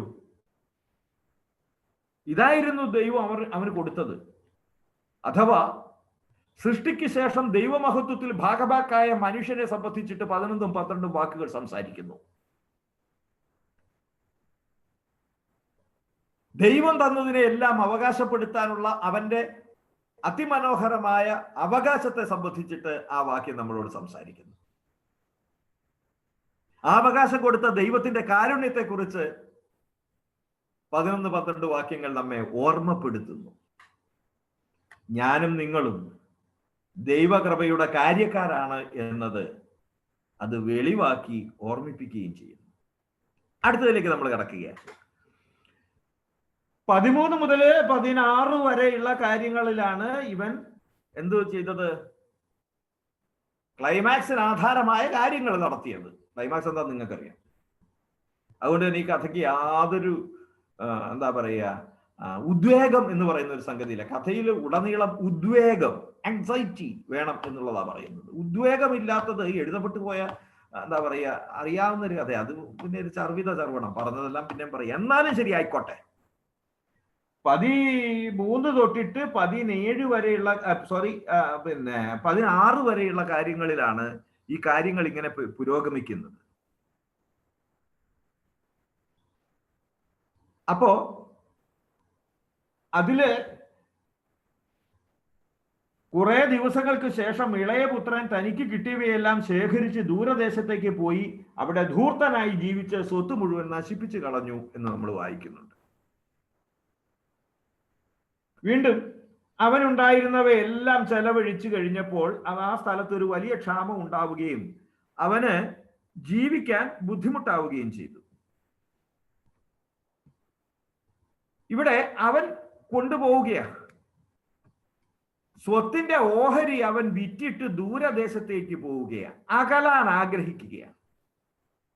അവൻ ഉണ്ടായിരുന്നത്, അവിടെ ആകെ ഉണ്ടായിരുന്നത് അവന്റെ മുതല് അവന്റെ അപ്പന്റെ മകനാണ് എന്നുള്ള സ്ഥാനമാണ്. അതാണല്ലോ അവനെ അവനാക്കുന്നത്. ഭൗതിക സുഖങ്ങൾക്ക് വേണ്ടി ആത്മീയത വെച്ചു മാറുന്ന, ബന്ധം വെച്ചു മാറുന്ന മനുഷ്യന്റെ കൃത്യമായ രൂപമാണ് അവൻ. അപ്പ ഞാനിവിടെ താമസിച്ചോളാം, എനിക്കിഷ്ടമുള്ളതൊക്കെ ഞാൻ എടുത്തോളാം, അപ്പന് വേണ്ടിയല്ലേ. ഇതിനൊന്നും ഒരു സ്വാതന്ത്ര്യക്കുറവ് ഉണ്ടായിരുന്നില്ല. ഈ അപ്പൻ ഭയങ്കര എന്താ പറയുക, വലിയ കടുകട്ടി കർക്കശക്കാരനായിരുന്നു എന്നൊന്നും സൂചനയില്ല. ഒരിടത്തൊരപ്പൻ ഉണ്ടായിരുന്നു, 2 മക്കളുണ്ടായിരുന്നു. എന്റെ ഓഹരി എനിക്ക് തരിക. അവൻ ദൈവവുമായിട്ടുള്ള ബന്ധത്തിന് പകരം ഭൗതിക വസ്തുക്കളിന്മേൽ അവൻ ബന്ധം സ്ഥാപിച്ചു. സ്വത്ത് അവർക്കായി ഭാഗിച്ചത് വഴിയായിട്ട് അവന് അങ്ങനെ ഒരു ഉടമസ്ഥാവകാശം ലഭിച്ചു. അപ്പനെ പോലെ ആകണം, അപ്പൻ്റെതാണല്ലോ സ്വത്ത്, അതുകൊണ്ട് അപ്പന്റെ ബന്ധമാണ് വേണ്ടത്. പണ്ട് പിശാച് പറഞ്ഞില്ലേ, നിങ്ങൾ ദൈവത്തെ പോലെ ആകും, നിങ്ങൾ ദൈവത്തെ പോലെ ആകും. ദൈവത്തിന് അറിയാവുന്ന പ്രലോഭനത്തിന്റെ സാധ്യതകളിൽ ഒന്ന് ദൈവത്തെ പോലെയാവുക എന്നുള്ളത്, പ്രലോഭനത്തിന്റെ അടിവേരിൽ ഒന്ന് ദൈവത്തെ പോലെയാവുക എന്നുള്ളതായിരുന്നു. പിതാവിനെ പോലെയാകാൻ വേണ്ടി അവൻ വിറ്റത് അല്ലേ? പിതാവിനെ പോലെ മുതലിന്മേലുള്ള അധീശത്വം കരഗതമാക്കാൻ വേണ്ടി അവൻ പിതാവിനോട് പറഞ്ഞു, ഇങ്ങ് തന്നേരെ, നമ്മൾ തമ്മിൽ ഇനി ബന്ധമല്ല, ജഡിക വസ്തുക്കളിന്മേലുള്ള, ഭൗതിക വസ്തുക്കളിന്മേലുള്ള എന്റെ അധീശത്വമാണ് പ്രധാനം എന്ന്. അതൊരു ദിവസം വന്നതല്ല അവന്. ഒരു ദിവസം വന്നതാ നിങ്ങൾ വിചാരിക്കണ്ട. ഹവ്വായിക്ക് ഒരു ദിവസം കൊണ്ട് വന്നതൊന്നുമല്ല ഈ പാപം ചെയ്യാനുള്ള ആസക്തി. അവള് ആ പഴം 3 കാര്യങ്ങളാണ് ഉണ്ടായിരുന്നത്. ആ പഴം ആസ്വാദ്യവും കണ്ണിന് കൗതുകകരവും അറിവേക്കാൻ കഴിയുമെന്നതിനാൽ അഭികാമ്യവുമാണെന്ന് കണ്ട്. പഴയ പഴത്തിന്റെ കാര്യമാണ് ഞാൻ ഈ പറയുന്നത്. അത് ആസ്വാദ്യമാണെന്ന് അവൾ കണ്ടു എന്ന് പറഞ്ഞാൽ ടു സീ എന്നുള്ളതല്ല, അവക്കത് ബോധ്യപ്പെട്ടു. ഇത് നല്ല സംഗതിയായിരിക്കും. ഇവിടെ ധൂർത്തപുത്രൻ അവൻ കാശ് മേടിക്കുന്നതിന് മുമ്പ്, വീതം മേടിക്കുന്നതിന് മുമ്പ് അവൻ കണ്ടത് ഇതൊക്കെ വിറ്റിട്ട് നല്ല ഒന്നാന്തരം ഒരു ചില സാധനങ്ങളൊക്കെ മേടിക്കാനുണ്ട്. ഇയാളുടെ ഈ കഞ്ഞി കുടിച്ച് ജീവിക്കേണ്ട കാര്യമൊന്നുമില്ല, വേറെ കുറെ കാര്യങ്ങളൊക്കെ എനിക്ക് നിവർത്തിക്കാനുണ്ട്, ആസ്വാദ്യകരമാകും, കണ്ണിന് കൗതുകകരമാകും എന്ന് അവൾ കണ്ടു. ദൂരദേശത്തേക്ക് അവൻ പോയത്, ഇതുവരെ കാണാത്ത കാഴ്ചകൾ കാണാൻ, ഇതുവരെ അനുഭവിക്കാത്ത അനുഭവങ്ങളിലൂടെ നടക്കാൻ, ഇതുവരെ ഏർപ്പെടാത്ത കാര്യങ്ങളിലൊക്കെ ഏർപ്പെടാൻ. അങ്ങനെ കണ്ണിന് കൗതുകകരമായ കാര്യങ്ങളിലേക്കാണ് അവൾ നടന്നെടുത്തത് എങ്കിൽ അവനും അത് വിഭാവനം ചെയ്തിട്ട് ഇങ്ങ് തന്നേക്കാൻ പറഞ്ഞത്. അറിവേകാൻ കഴിയുമെന്നതിനാൽ അഭികാമ്യവും, തനിക്ക് തന്നെ അധീശത്വം സിദ്ധിക്കുമെന്നതിനാൽ അത് അഭികാമ്യം. ദൈവത്തിൻ്റെതാണല്ലോ അറിവ്, അധീശത്വവും ദൈവത്തിൻ്റെതാണല്ലോ. അതുകൊണ്ട് അവൻ പറഞ്ഞു എൻ്റെ അതിങ്ങ് തന്നേക്കാൻ. അവള് പറിച്ചു തിന്നേ അതേ പാപം അവനും ചെയ്തത്. നമുക്ക് വേണമെങ്കിൽ ഒന്നിനെ ഫെമിനിൻ എന്നും മറ്റേ മസ്കുലിൻ എന്നും പറയാം, രണ്ടും ഒന്ന് തന്നെയാണ്. ദൈവത്തിന്റെ ബന്ധത്തിൽ നിന്ന് തന്നെ സ്വയം അടർത്തി മാറ്റുന്ന ഹാവായ ആദിമ മനുഷ്യനെയാണ് നമ്മൾ കണ്ടതെങ്കിൽ ക്രിസ്തു പറഞ്ഞു വെക്കുന്നതും അത് തന്നെയാണ്. പിതൃപുത്ര ബന്ധത്തിൽ നിന്ന് ആ പിതൃപുത്ര ബന്ധത്തിന്റെ അടിസ്ഥാനം ഭൗതിക സ്വത്തുക്കളാണെന്ന് ധരിച്ച് അവൻ പറയുന്നു അധികം തന്നേക്കാൻ പറയുക, അധികം തന്നേക്കാൻ പറയാ. മണ്ടനവൻ. അതല്ലല്ലോ. അതിന്റെ അടിസ്ഥാനപരമായ സ്വഭാവം എന്താണ് എന്നുള്ളത് മാർപ്പാപ്പ പിന്നീട് വിശദീകരിക്കുന്നു. നമുക്കറിയാം, അത് പിതൃപുത്ര ബന്ധമാണ്, അപ്പനാണ് മകനാണ് എന്നതാണ്. കുറച്ച് കാശുള്ളത് കൊണ്ട് അതിന്റെ അനന്തരാവകാശിയായിട്ടല്ല അവനെ നിയമിച്ചിരിക്കുന്നത്. അവനെ നിയമിച്ചിരിക്കുന്നത് അവൻ സ്വന്തം മകനായിട്ടാണ്. അതുകൊണ്ടാണ് അവൻ അധീശത്വം കിട്ടുന്നത്. അപ്പോ അതൊരുവന്റെ കാര്യമാണ്. ഒരുത്തൻ ചോദിച്ചത് അങ്ങനെയാണ്. അവന് അപ്പനെ വേണ്ടായിരുന്നു, ആദ്യത്വന് അല്ലേ, അല്ല ആദ്യത്വനല്ല രണ്ടാമത്തവൻ, അഥവാ നമ്മുടെ കഥാനായകന് വേണ്ട, അവന് വേണ്ട. എനിക്ക് ഭൗതിക സമ്പത്ത് മതി. അവനെ സംബന്ധിച്ചിടത്തോളം പിതാവ് അസ്പർശ്യനായിരുന്നു, മാറ്റി നിർത്തപ്പെടേണ്ടുന്നവൻ. രണ്ടാമനെ സംബന്ധിച്ചിടത്തോളം അഥവാ മൂത്തപുത്രനെ സംബന്ധിച്ചിടത്തോളമോ അവനും പിതാവുമായിട്ടുള്ള ബന്ധം വികലമായിരുന്നു. അവന് പിതാവ് അധീശനായിരുന്നു. ഞാൻ എത്ര നാളായി നിന്റെ വീടിൽ, നിന്റെ ഭവനത്തിൽ ദാസ്യവേല ചെയ്യുന്നു. നമ്മൾ വണ്ടടിച്ചു പോകും. അവന്റെ മനോഭാവം എന്താണെന്നുള്ളത് നിങ്ങൾ കേട്ടില്ലേ? അവന്റെ അപ്പന്റെ കൂടെ താമസിച്ച ചരിത്രമില്ല. അവൻ പ്രകൃത്യ സ്വഭാവേന അവൻ ദാസനാണ്. പ്രകൃത്യ അവൻ പിതാവാണെങ്കിൽ തന്നെ, അവൻ മകനാണെങ്കിൽ തന്നെ. ദൈവം എന്ന പിതാവിനെ 7 അയൽവക്കത്ത് അടുപ്പിക്കാത്ത ദർശന സംഹിതകളെ നമ്മൾ ഈ ഒരു മൗഢ്യത്തിന്റെ വെളിച്ചത്തിലാണ് കാണേണ്ടത്. ദൈവം ചാച്ചനാന്നുള്ളത് വിശ്വസിക്കാനോ പ്രഘോഷിക്കാനോ എന്താ പറയാ അനുഭവിക്കാനോ അവകാശമില്ല എന്ന് പറഞ്ഞു കഴിഞ്ഞാൽ അതിന് സാധ്യമല്ലാത്ത വിധം യഥാർത്ഥ സത്യത്തിൽ നിന്ന് അകന്ന ചില ദൈവസങ്കല്പങ്ങൾ നമ്മൾ കാണുന്നില്ലേ?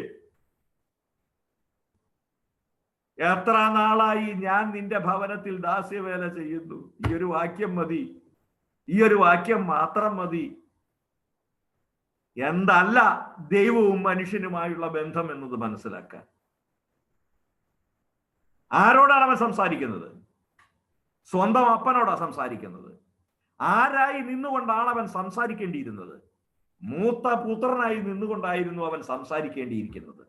പക്ഷേ പണിയെടുത്ത് മടുത്ത ഒരടിമയുടെ നിഷേധ മനോഭാവത്തോടും വൈരസ്യത്തോടും കൂടെ അവൻ പറയുന്നു, ഞാൻ എത്ര കാലമായി നിനക്ക് ദാസ്യവേല ചെയ്യുന്നു.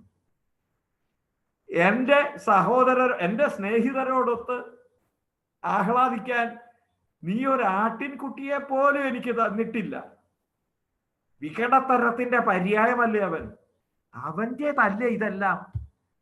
അല്ലേ? അപ്പന്റെ ആണോ? അപ്പന്റെ അല്ല. അപ്പന്റെ ആയിരുന്നെങ്കിൽ 11-12 വാക്യങ്ങൾ അങ്ങനെ എഴുതുമായിരുന്നില്ല. വീണ്ടും 12-ാമത്തെ തിരുവചനം എന്താന്നാ പറഞ്ഞിരിക്കുന്നത്? ഈ അപ്പൻ തൻ്റെ സ്വത്ത് അവർക്ക് ഭാഗിച്ചു കൊടുത്തു എന്നാ എഴുതിയിരിക്കുന്നത്. തൻ്റെ സ്വത്തിൽ തനിക്ക് വരേണ്ടതായ 3 ഏക്കർ തെങ്ങും തോട്ടവും പുരയിടവും മാറ്റി നിർത്തിക്കൊണ്ട് തനിക്ക് ശേഷം തന്നെ ആരാണോ ചെലവിന് തരുന്നത് അവന് എത്തേണ്ടുന്ന വിധത്തിൽ ഒരു ധനനിശ്ചയാധാരം എഴുതിയിട്ട് ബാക്കിയുള്ള 2 സ്വത്തുക്കൾ നമ്പർ എയും നമ്പർ ബിയും 2 പേർക്കായി ഭാഗിച്ചു കൊടുത്തു എന്ന ചരിത്രമല്ല എഴുതിയിരിക്കുന്നത്. എൻ്റയർ പ്രോപ്പർട്ടി, മുഴുവൻ സ്വത്തും 2 പേർക്കുമായിട്ട് ഭാഗിച്ചു കൊടുത്തു. എന്നിട്ടും രണ്ടാമത്തോട് കുറെ കൂടെ ബോധമുണ്ട്. അവനത് വിൽക്കാന്നുള്ളതൊക്കെ അവനറിയാം. അദ്വൈതം വിചാരിക്കുന്നത് ഇത് ഇവൻ്റെതല്ലെന്നാ. എൻടൈറ്റിൽമെന്റ് എന്ന് പറയുന്ന സാധനം നടന്നിട്ടില്ല. അധീശത്വം സ്ഥാപിച്ചെടുത്തിട്ടില്ല അവൻ അപ്പോഴും ഒരു ഇതൊന്നും എൻ്റെ അല്ല എന്നുള്ള മാതിരി നടക്കുക.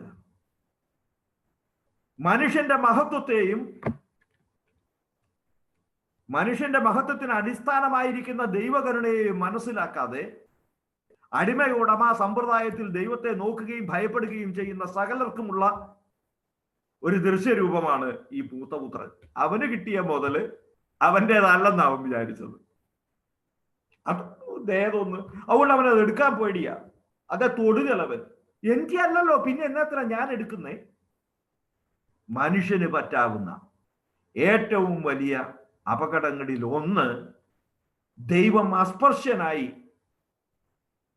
അവനെ തൊട്ടുകൂടാത്തവനായി മാറ്റി നിർത്തുമ്പോൾ, രണ്ടാമത്തേത് ദൈവത്തെ അധീശനാക്കി ഭയത്തോടു കൂടി വീക്ഷിക്കുന്നത്. ഇങ്ങനെ 2 പുത്രന്മാരുടെ ഉപമയാണ് ഈശോ പറയുന്നത്. പിന്നെ അടുത്തതിലേക്ക് കടക്കുകയാണ് നമ്മൾ. മൂന്നാമത്തെ ഖണ്ഡികയിലൂടെയാണ് നമ്മൾ കടന്നു പോകുന്നത്.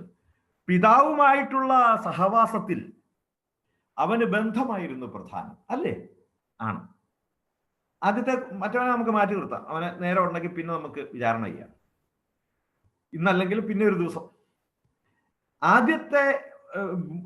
രണ്ടാമത്തെ പുത്രനെ സംബന്ധിച്ചിടത്തോളം അവന്റെ ബന്ധത്തിലായിരുന്നു അവൻ ജീവിച്ചത്. പക്ഷെ പിന്നീട് അവൻ ബന്ധം മുറിച്ചപ്പോൾ അവന് പിതാവിനെ നഷ്ടപ്പെട്ടു എന്ന് പറയാൻ പറ്റില്ല, നഷ്ടപ്പെടുത്തി അവൻ. എന്നിട്ട് അവന് കുറച്ച് നശ്വരമായ ഭൗതിക സമ്പത്തുകളാണ് അവന് ലഭിച്ചത്. ഭൗതികമായ കുറെ സമ്പത്ത് കിട്ടി എന്ന് പറഞ്ഞു കഴിഞ്ഞാൽ അതിൻ്റെ ഒരു സംഗതി. സനാതന ബന്ധത്തെ ഭോഗവസ്തുക്കളുമായി വെച്ചു മാറുന്ന മനുഷ്യന്റെ ചിത്രമാണ് നമ്മൾ അവിടെ കാണുന്നത്. അത് ഒരു വിധത്തിൽ പറഞ്ഞാൽ ഒരൊറ്റ കാര്യമേ നമ്മുടെ ഈ ആദി പാപക്കാരൊക്കെ എന്നല്ല, ലോകത്തിലെ എല്ലാ പാപങ്ങളും ഒറ്റയൊന്നേ ഉള്ളൂ. മനുഷ്യനെ സ്നേഹിക്കാനും വസ്തുക്കളെ ഉപയോഗിക്കാനും ദൈവം നമ്മളോട് പറഞ്ഞിട്ടുണ്ട്. തോട്ടം നിങ്ങൾ ഉപയോഗിച്ചോ എന്നാ പറഞ്ഞത്. കൃഷിക്കാരനായിട്ടാണ് വിട്ടിരിക്കുന്നത്. നിങ്ങൾ ഉപയോഗിച്ചോ. മനുഷ്യനെ സ്നേഹിക്കണം. അത് ഏത് ജനതയോടും അവർക്ക് ലഭിച്ചിരിക്കുന്ന ദൈവാനുഭവത്തിൽ നിന്നുകൊണ്ട് ഉടയ തമ്പുരാൻ പറഞ്ഞിരിക്കുന്ന സംഗതി ഇതേയുള്ളൂ: മനുഷ്യനെ സ്നേഹിക്കുക, വസ്തുക്കളെ ഉപയോഗിക്കുക. നേരെ തിരിച്ചാ മനുഷ്യൻ ചെയ്തതെന്നുള്ളത് മാത്രമാണ് പാപത്തിന്റെ നിദാനം. അവൻ വസ്തുക്കളെ സ്നേഹിക്കുകയും മനുഷ്യനെ ഉപയോഗിക്കുകയും ചെയ്തു. ഇതിന് ഞാനൊരു വിസ്തരിക്കാൻ മുതിരുന്നേയില്ല. കാരണം അത്രമേൽ കൃത്യമാണത്. അത്രമേൽ കൃത്യതയാർന്ന വിധത്തിൽ നമ്മുടെ മുമ്പിൽ ആനുകാലിക ലോകത്തിന്റെ ചിത്രം നിൽക്കുകയാണ്. മനുഷ്യനെ ഉപയോഗിക്കുകയും വസ്തുക്കളെ, ഭൗതിക വസ്തുക്കളെ, ഭോഗവസ്തുക്കളെ സ്നേഹിക്കുകയും ചെയ്യുന്ന മനുഷ്യൻ അതിനാൽ തന്നെ പാപഗ്രസ്തനാണ് എന്ന് പറയുമ്പോൾ നേരെ തിരിച്ചായിരുന്നു വേണ്ടിയിരുന്നത് എന്നതും പകൽ പോലെ വ്യക്തമാണ്. അപ്പൊ ഇവിടെ അതാ സംഭവിച്ചത്. ചാച്ചനെ സ്നേഹിച്ച് ചാച്ചനാൽ സ്നേഹിക്കപ്പെട്ട് വസ്തുക്കളെ ഉപയോഗിച്ചു കൊണ്ടിരുന്ന അവൻ ഒരു ദിവസം രാവിലെ വസ്തുക്കളെ സ്നേഹിക്കുകയും ചാച്ചനുമായിട്ടുള്ള ബന്ധം അവൻ അറുത്തെറിയുകയും ചെയ്യുന്നു. ഇതി വാർത്ത, തീർന്നു. അവന്റെ പതനം അവിടെ പൂർത്തിയായി. പിന്നെ ഒന്നുകൂടെ ഉണ്ട്, അവൻ പോയ രാജ്യത്ത് അവന് ക്ഷാമം ഉണ്ടായി. ഭൗതിക വസ്തുക്കൾ വറുതിയിലേക്കാണ് മനുഷ്യനെ നയിക്കുന്നത്. ഭൗതിക വസ്തുക്കൾ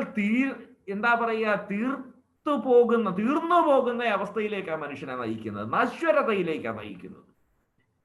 ഇതല്ല എനിക്ക് വേണ്ടത്, നേതി നേതി എന്ന ഒരു മനോഭാവമുണ്ട് നമുക്ക്. ഇതല്ല, ഇതിനേക്കാൾ അപ്പുറത്തേത് അവസാനം ഒന്നും വേണ്ടാത്ത അവസ്ഥ, ഒന്നിലും തൃപ്തി വരാത്ത അവസ്ഥ, എല്ലാം നഷ്ടപ്പെട്ട അവസ്ഥ.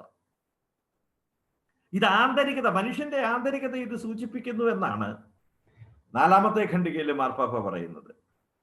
പൈതൃകമായി അവന് ലഭിച്ചത് പുത്രൻ എന്ന ഭവനത്തിലെ മഹത്വം ആയിരുന്നു. അതാണ് അവന് ലഭിച്ചത്. എന്നാൽ അവന് ലഭിച്ച പുത്രത്വത്തെ അല്ല അവൻ കണ്ടത്. ചുറ്റും നോക്കിയപ്പോൾ കണ്ടത് ഭൗതിക വസ്തുക്കളെ. അതുകൊണ്ട് അവൻ വിചാരിച്ചു അവന് ലഭിച്ചത് കുറെ ഭൗതിക വസ്തുക്കളാണെന്ന്. അതുകൊണ്ട് അവൻ പറഞ്ഞു എങ്ങ് തന്നേക്കാൻ പറഞ്ഞു. അടുത്തത് ഒരു വല്ലാത്ത സംഗതിയിലേക്ക് നമ്മൾ കടക്കുക. താൻ പുത്രനാണ് എന്ന മഹത്വത്തെ കുറിച്ച് അവൻ എപ്പോഴാ ചിന്തിച്ചത്? സ്വത്ത് ചോദിച്ചപ്പോൾ അവന് പുത്രന് ലഭിക്കേണ്ടുന്ന അവകാശത്തെ കുറിച്ചാണ് ചിന്തിച്ചത്. പുത്രത്വത്തിന്റെ മഹത്വത്തെയും അതിന്റെ ഊഷ്മളതയെയും കുറിച്ചല്ല ചിന്തിച്ചത്. ചാച്ചന്റെ ചങ്കിലെ ചൂടിനെ കുറിച്ചിട്ടല്ല അവൻ ചിന്തിച്ചത്. ചാച്ചന്റെ വകയിൽ എനിക്ക് കിട്ടാൻ പോകുന്ന പണക്കിഴിയുടെ ഭാരത്തെ കുറിച്ചിട്ടാണ് അവൻ ചിന്തിച്ചത്. ഭൗതിക വസ്തുക്കളെ കുറിച്ചിട്ടാണ് ചിന്തിച്ചത്. ഇതിനകത്തൊക്കെ നമ്മളുണ്ട് കേട്ടോ. തമ്പുരാനെ തരണേന്ന് പറഞ്ഞിട്ട് ഇന്നിവിടെ ഉപയോഗിക്കുന്നത് നാളെ ഇവിടെ ഇട്ടിട്ട് അങ്ങോട്ട് പോകുമ്പം ഒരു കയ്യിൽ ഒന്നും പിടിക്കാണ്ട് പോകുന്ന നമ്മള് ഈ ഭൗതിക വസ്തുക്കളുമേൽ ഇങ്ങനെ ഈ വല്ലാണ്ടങ്ങ് ഇറുക്കി പിടിക്കുമ്പോഴുണ്ടല്ലോ, ഈ ധൂർത്തപുത്രന്റെ വീതം ചോദിക്കൽ തന്നെയാ നമുക്ക് നടക്കുന്നത്. സ്വത്ത് ലഭിച്ചപ്പോ അവൻ ചിന്തിച്ചോ,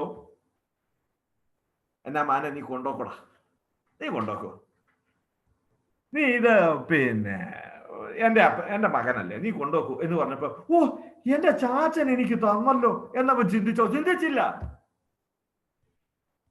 അത് കിട്ടിയപ്പോഴെങ്കിലും അവൻ അവന്റെ അപ്പന്റെ സ്നേഹത്തെ കുറിച്ച് ചിന്തിക്കാമായിരുന്നു. നമുക്ക് കിട്ടിയിരിക്കുന്ന നന്മകളെ അടിസ്ഥാനപ്പെടുത്തി എവിടെയെങ്കിലും ചാച്ചന്റെ മകനെന്ന്, എൻ്റെ അപ്പൻ ദൈവമാണെന്നും എൻ്റെ അപ്പന്റെ സ്നേഹത്തെയാണ് ഈ ഭൗതിക വസ്തുക്കളിലൂടെ എനിക്ക് ആസ്വദിക്കാൻ കഴിയുന്നത് എന്നുമുള്ള ബോധ്യം എപ്പോഴെങ്കിലും പാളുകയാണെങ്കിൽ ഒന്നും പേടിക്കണ്ട, നമ്മൾ ആ ധൂർത്തപുത്രനായി. അവന്റെ ലാഞ്ചന നമ്മളിലുണ്ട്, അവന്റെ ലക്ഷണം നമ്മളിലുണ്ട്. അത് കിട്ടിയിട്ട് അവൻ ചിന്തിച്ചില്ല കേട്ടോ, അവൻ പോയി കളഞ്ഞു. ഇനി അത് വിറ്റ് കാശാക്കി. ഇപ്പോ അപ്പനെ പോലെ ധനവാനായി, ഞാൻ മിടുക്കനായി എന്ന് പറഞ്ഞപ്പോ, ഓ എൻ്റെ അപ്പം വിചാരിച്ചിട്ടാണ് എന്ന നന്ദി അവനുണ്ടായിരുന്നു? ഇല്ല, അതുണ്ടായിരുന്നില്ല എന്നതാ സത്യം. അവിടെയും അവൻ ചിന്തിച്ചില്ല. ദൂരദേശത്തേക്ക് പോയി വിചിത്രവും സുന്ദരവുമായ ഇതുവരെ കണ്ടിട്ടില്ലാത്ത കാഴ്ചകളൊക്കെ കണ്ടപ്പോ അവൻ അപ്പന്റെ കാരുണ്യത്തെ കുറിച്ച് ചിന്തിച്ചോ? ഇല്ല, ഇതെന്റെ അവകാശമാണ്, എൻ്റെ ജീവിതത്തിലെ എനിക്ക് അനുഭവിക്കേണ്ടുന്ന കാര്യങ്ങളാണ് എന്നവൻ പറഞ്ഞു. അവൻ അപ്പോഴും ചിന്തിച്ചില്ല. ചെലവഴിച്ച് രാജകീയമായിട്ട് ജീവിക്കുമ്പോൾ ഒരിക്കൽ പോലും അതിന് പിറകിലുണ്ടായിരുന്ന അപ്പന്റെ മഹാമനസ്കതയെ കുറിച്ച് അവൻ ഒരിക്കലും ആലോചിച്ചില്ല. എന്തിനാ ഇത്ര വിസ്തരിച്ചിട്ട് ആലോചിച്ചോ എന്ന് ചോദിച്ചാൽ അവസാനം ഒരു ഉത്തരം പറയാൻ വേണ്ടിയാ, അത് നിങ്ങൾ പറയാൻ വേണ്ടിയാ. മനസ്സിലെങ്കിലും ഒന്ന് പറ, തീർന്നപ്പോ അവൻ അപ്പനെ കുറിച്ച് ആലോചിച്ചോ? ആലോചിച്ചു. ഉത്തരം അതാ വരുന്നതെന്ന് എനിക്കറിയാം. നിങ്ങളും അത് തന്നെയാ പറയുക. ഉവ്വേ, എൻ്റെ അപ്പന്റെ ഭവനത്തിൽ എന്നവൻ പറഞ്ഞല്ലോ. ആലോചിച്ചില്ല എന്നതാണ് സത്യം. അവൻ അപ്പന്റെ സ്നേഹത്തെ കുറിച്ച് ആലോചിച്ചില്ല. അവൻ അപ്പന്റെ സ്നേഹത്തെ ഒട്ട് ഓർത്തുമില്ല. ആഹാരം കിട്ടുന്ന ഒരു സ്ഥലത്തിന്റെ കെയർ ഓഫ് അഡ്രസ് അവൻ പറഞ്ഞത്, അല്ലാതെ അവന്റെ അപ്പന്റെ അടുത്തേക്ക് പോകാമെന്നൊന്നും അല്ല അവൻ പറഞ്ഞത്. അയ്യോ, എൻ്റെ അപ്പന് ഇത്രയും സ്നേഹം ഉണ്ടായിരുന്നു എന്നൊന്നും അല്ല അവൻ പറഞ്ഞത്. പോകാന്ന് പറഞ്ഞത് വിശന്നിട്ടാ. അവിടെ ചെന്ന് കഴിഞ്ഞിട്ട് പിന്നെ മൂക്കുമുട്ട തിന്നാം എന്നുള്ളത് കൊണ്ടാ, എന്നതേലും ഒക്കെ എങ്കിലും തിന്നാമല്ലോ എന്നുള്ളത് കൊണ്ടാ. അപ്പൊ ചുരുക്കത്തിൽ എല്ലാം തീർന്നിട്ടും അവൻ അപ്പനിലേക്കല്ല, ഭൗതിക വസ്തുക്കളിൽ തന്നെയാണ് അവന്റെ ദൃഷ്ടി ഉന്നത്. തനിക്ക് പോയ ഭൗതിക വസ്തുക്കൾ, തൻ്റെ കയ്യിൽ നിന്ന് മണല് പിടിച്ചിട്ട് വിരൽ അകത്തി പിടിച്ചപ്പോൾ ഊർന്നുപോയ, കൈവിരലുകൾക്കിടയിലൂടെ ഊർന്നുപോയ മണൽ പോലെ ക്ഷണനേരം കൊണ്ട്, ക്ഷണകാലം കൊണ്ട് തൻ്റെ കയ്യിലൂടെ ധൂർത്തുകൊണ്ട് ഇല്ലാതെയായി പോയ ധനത്തെക്കുറിച്ച് അവൻ ചിന്തിച്ചു കഴിഞ്ഞ് അവസാനം അവന് വിശന്നു എന്നാണ് നമ്മൾ കാണുന്നത്. അവസാനം അവന് വിശന്നത്. ആദ്യമൊന്നും വിശക്കൂല, വിശക്കുന്നതിന് മുമ്പ് തന്നെ അടിച്ചു കയറ്റൂല്ലോ. മനുഷ്യന്റെ ഒരു സഹജമായ സ്വഭാവമാണ്. വിശക്കാതെ തിന്നുന്ന ലോകത്തിലെ ഏക ജീവിയാണ് മനുഷ്യൻ. അവസാനമാണ് അവന് വിശന്നത്. വിശന്ന് കഴിഞ്ഞപ്പോ പന്നിക്ക് കൊടുക്കുന്ന അമരത്തവിട് കൊണ്ടെങ്കിലും വയറു നിറയ്ക്കാൻ അവൻ ആഗ്രഹിച്ചു. ആരും അവന് കൊടുത്തില്ല. അത് പന്നിക്കുള്ളതാ, നിനക്ക് വേറെ, നിനക്കില്ല. അതുപോലെ അവൻ കഷ്ടപ്പെട്ടു. അവൻ എന്തിൽ പ്രത്യാശ വെച്ചോ ആ ദേശം അവനെ ചതിച്ചു. നാം എന്തിൽ പ്രത്യാശ വെക്കുന്നുവോ ആ ലോകം നമ്മളെ ചതിക്കും. അത് നിരാശപ്പെട്ടിട്ട് കാര്യമില്ല. ലോകത്തിന് അങ്ങനെ പെരുമാറാൻ പറ്റുള്ളൂ. കാരണം ലോകത്തിൽ ബന്ധമില്ല, ലോകത്തിൽ വസ്തുക്കളേ ഉള്ളൂ. വസ്തു തീരുമ്പോ ലോകം അതിന്റെ സ്വഭാവം കാണിക്കും. അമരത്തവിട് കൊണ്ടെങ്കിലും ഉപജീവനം കഴിക്കാൻ അവൻ വിചാരിച്ചു. പന്നികൾ 16-ാമത്തെ തിരുവചനം. അവന് വിശന്നു കഴിഞ്ഞപ്പോ 15-ാമത്തെ തിരുവചനം, അവൻ പോയി ആ സ്ഥലത്തെ പൗരന്മാരിൽ ഒരുവനെ ആശ്രയിച്ചു. നിങ്ങൾ അറിയണം, യഹൂദന്മാരുടെ പശ്ചാത്തലത്തിൽ നിന്നുകൊണ്ടാണ് ഇത് പറയുന്നത്. യഹൂദനോട് സംസാരിക്കുന്ന യഹൂദ കഥയാണിത്. ഒരു യഹൂദൻ പന്നിയെ മേയ്ക്കുക എന്ന് പറഞ്ഞാൽ ആത്മഹത്യാപരമാണത്. ഇതിൽ കൂടിയ വലിയൊരു നാണക്കേടില്ല. അത് നമുക്ക് മനസ്സിലാക്കിയാലാത്തത് പന്നി നമുക്കൊരു വിശിഷ്ട ഭോജ്യമായിട്ട് പലരും കരുതുന്നു എന്നുള്ളത് കൊണ്ടാണ്. അവരെ സംബന്ധിച്ചിടത്തോളം പന്നി എന്ന് പറയുന്നത് നിങ്ങൾക്കറിയാം എത്രമേൽ അകറ്റി നിർത്തപ്പെടുന്നതാണ്.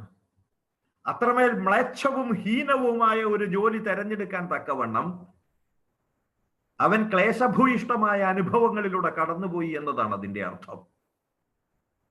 നാണം കെട്ട് തന്റെ സ്വത്വത്തെ ബലി കഴിച്ച് അവൻ ലോകവും അതിന്റെ ക്ലേശങ്ങളുമായി സമരസപ്പെടുകയാണ്.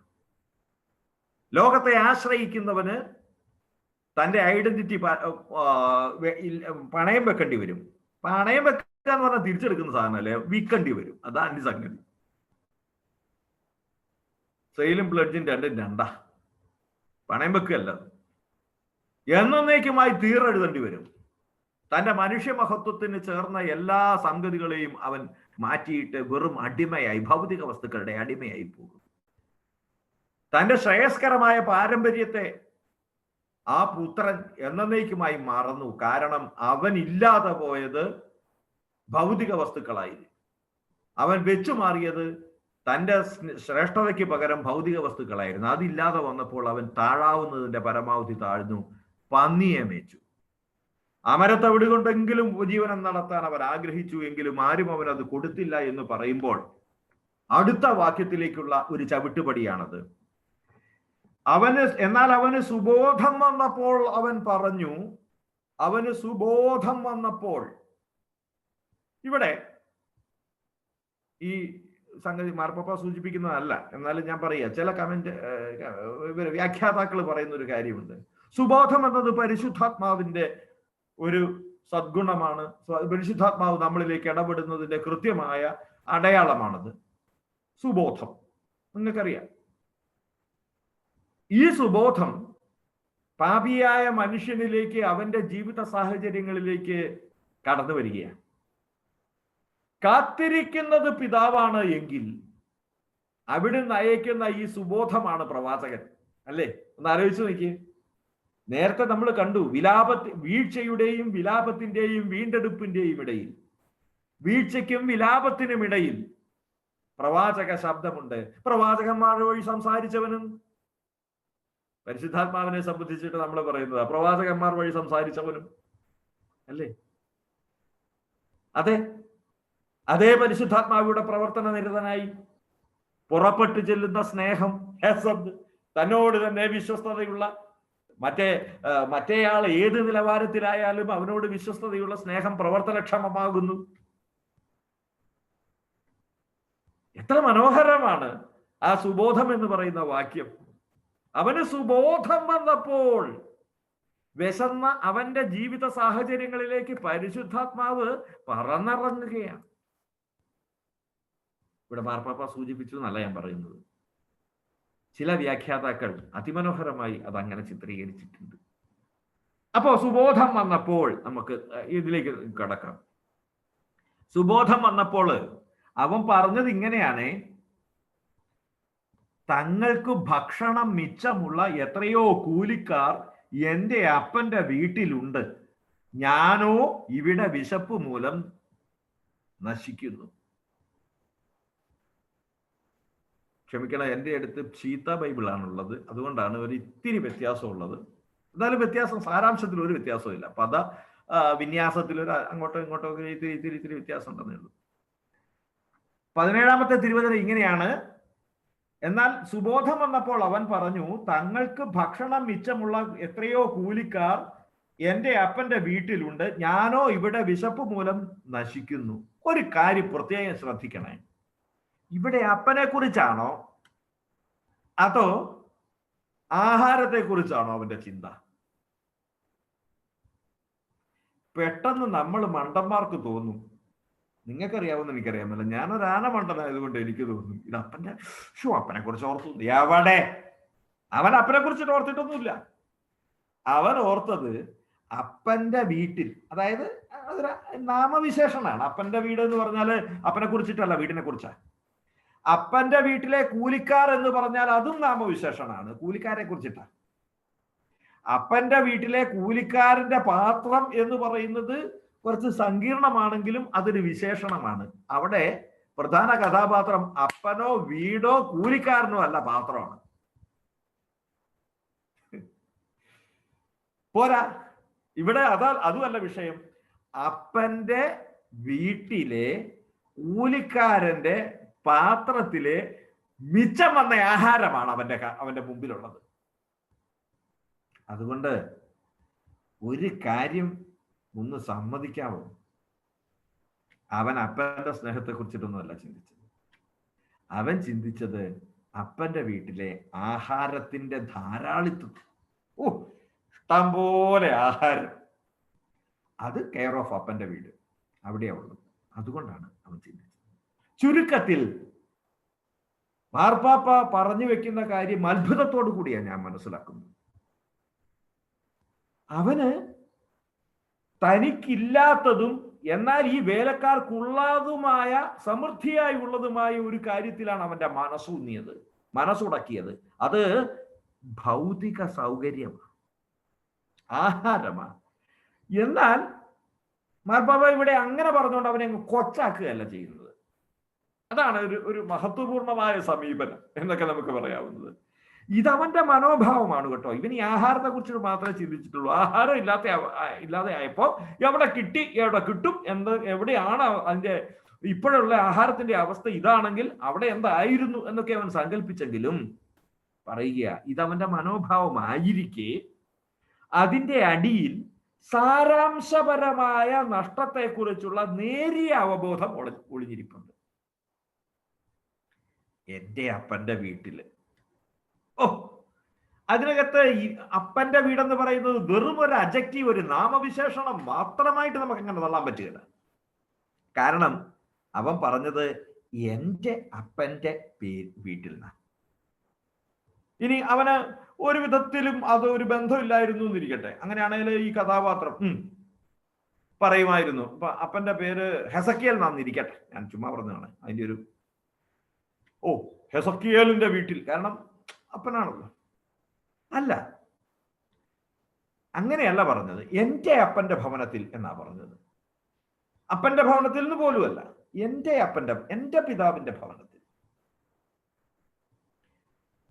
പിന്നെ ഒരു അപൂർണ മാനസാന്തരം എന്നൊക്കെ നമുക്ക് വേണമെങ്കിൽ പറയാം. ഞാനത് പറഞ്ഞപ്പോൾ ഒരു പെട്ടെന്നൊരു സംഗതി ഓർക്കിയത് കൊണ്ടേ, ഞാൻ ഈ ഒരു തെരഞ്ഞെടുപ്പിൽ എൻ്റെ ഒരു സുഹൃത്തിന്റെ അപ്പം മത്സരിക്കുന്നുണ്ടായിരുന്നു.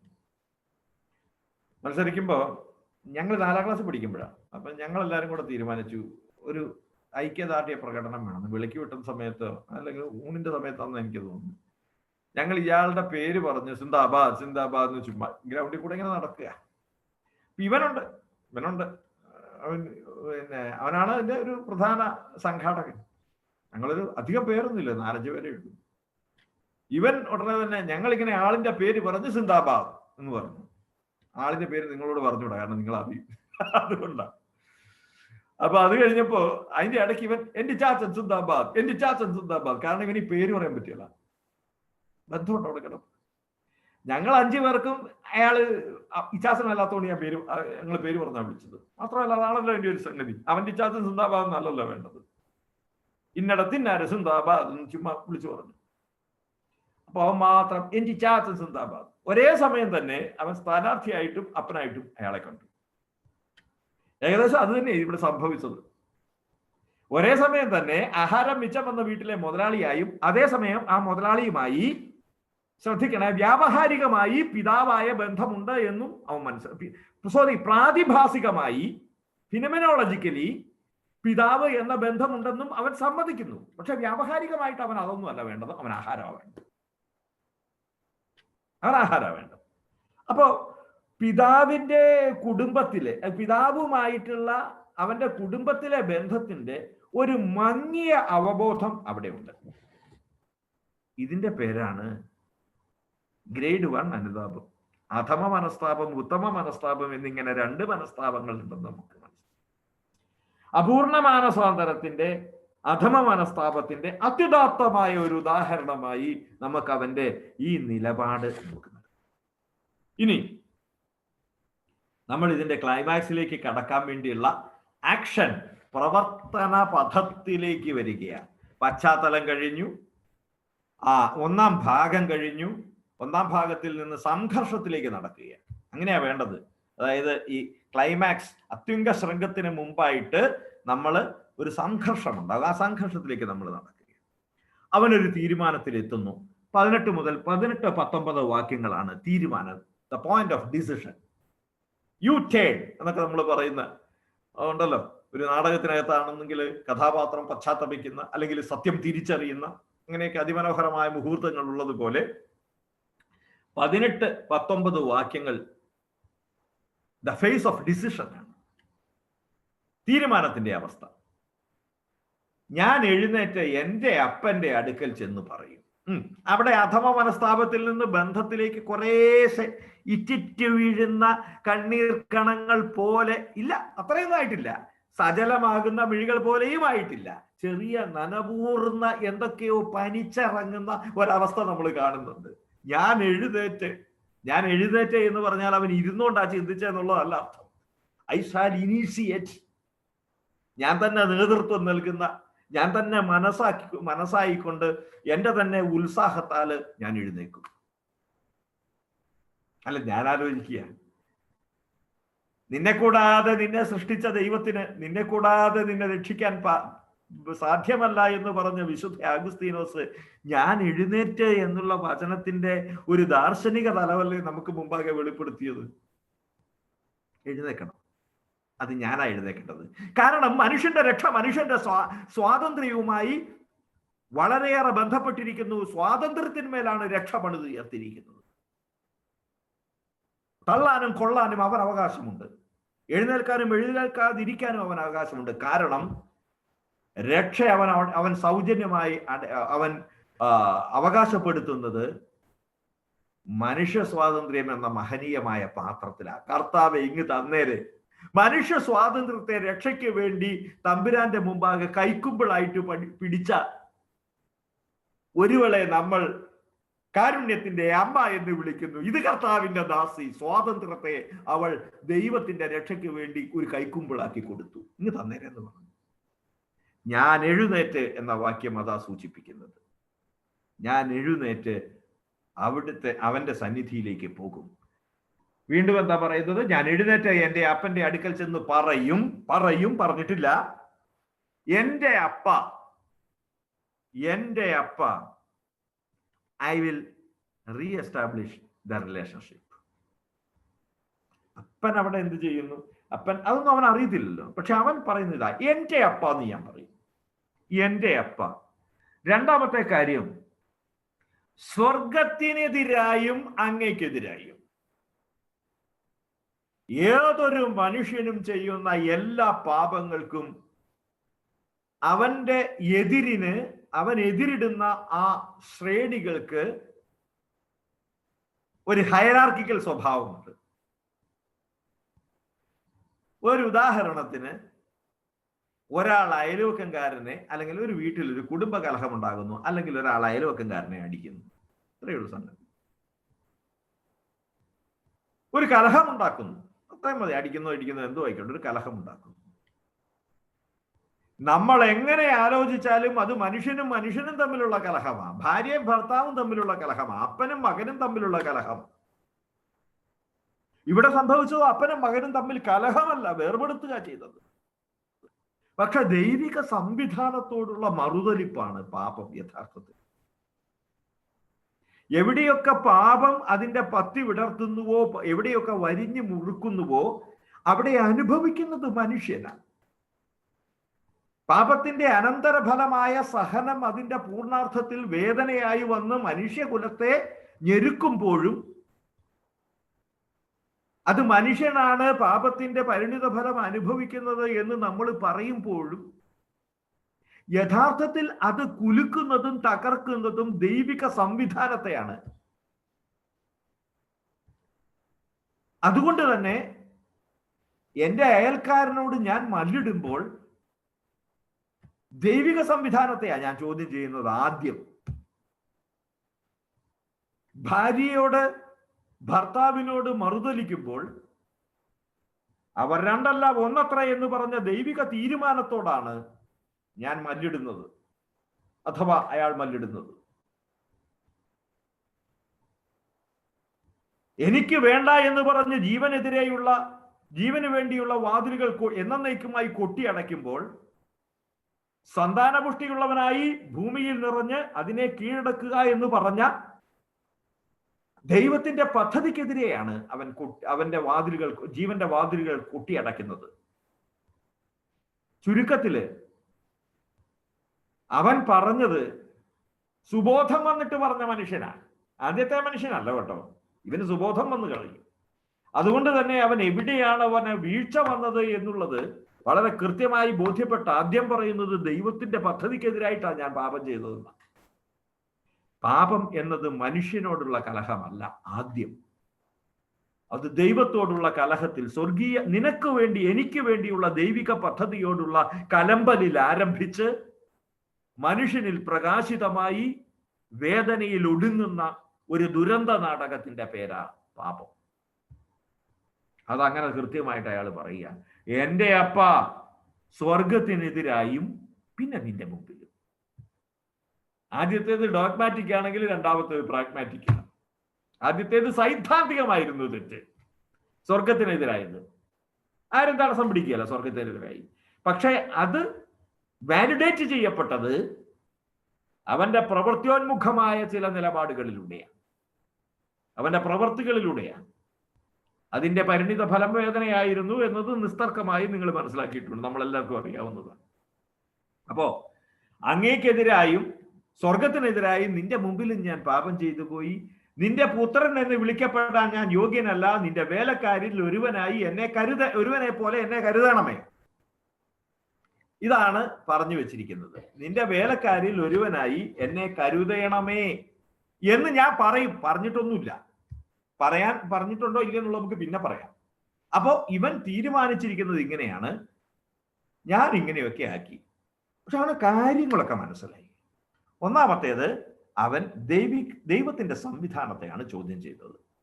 രണ്ടാമത്തേത്, അതിന്റെ പ്രവൃത്തിയോന്മുഖമായ പരിപാടി എന്ന നിലയ്ക്ക് അവൻ അപ്പന്റെ അടുത്തുനിന്ന് വീതം മേടിക്കുക ചെയ്തത്. മൂന്നാമത്തേത്, അവന്റെ ചിന്തയാണ്, വീതം വെച്ചു മേടിച്ചു എന്ന കാരണത്താൽ ഇനി മകനാകാൻ പറ്റുകയില്ല, മകനെന്ന് വിളിക്കപ്പെടാൻ ഞാൻ യോഗ്യനല്ല, ദാസരിൽ ഒരുവനായി എന്നെ ആക്കണമേ എന്നതാണ്. ദാസരിൽ ഒരുവനായി എന്നെ ആക്കണമേ. ശരിക്കും പറഞ്ഞാല്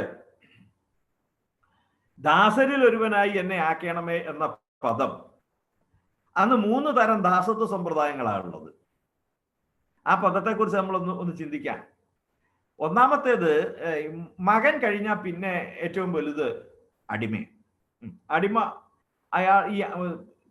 നമ്മൾ ഈ അബ്രഹാം ലിങ്കന്റെ കാലത്തെ അടിമേനെ മനസ്സിൽ വിചാരിച്ചേക്കല്ലേ, അതല്ല അടിമ.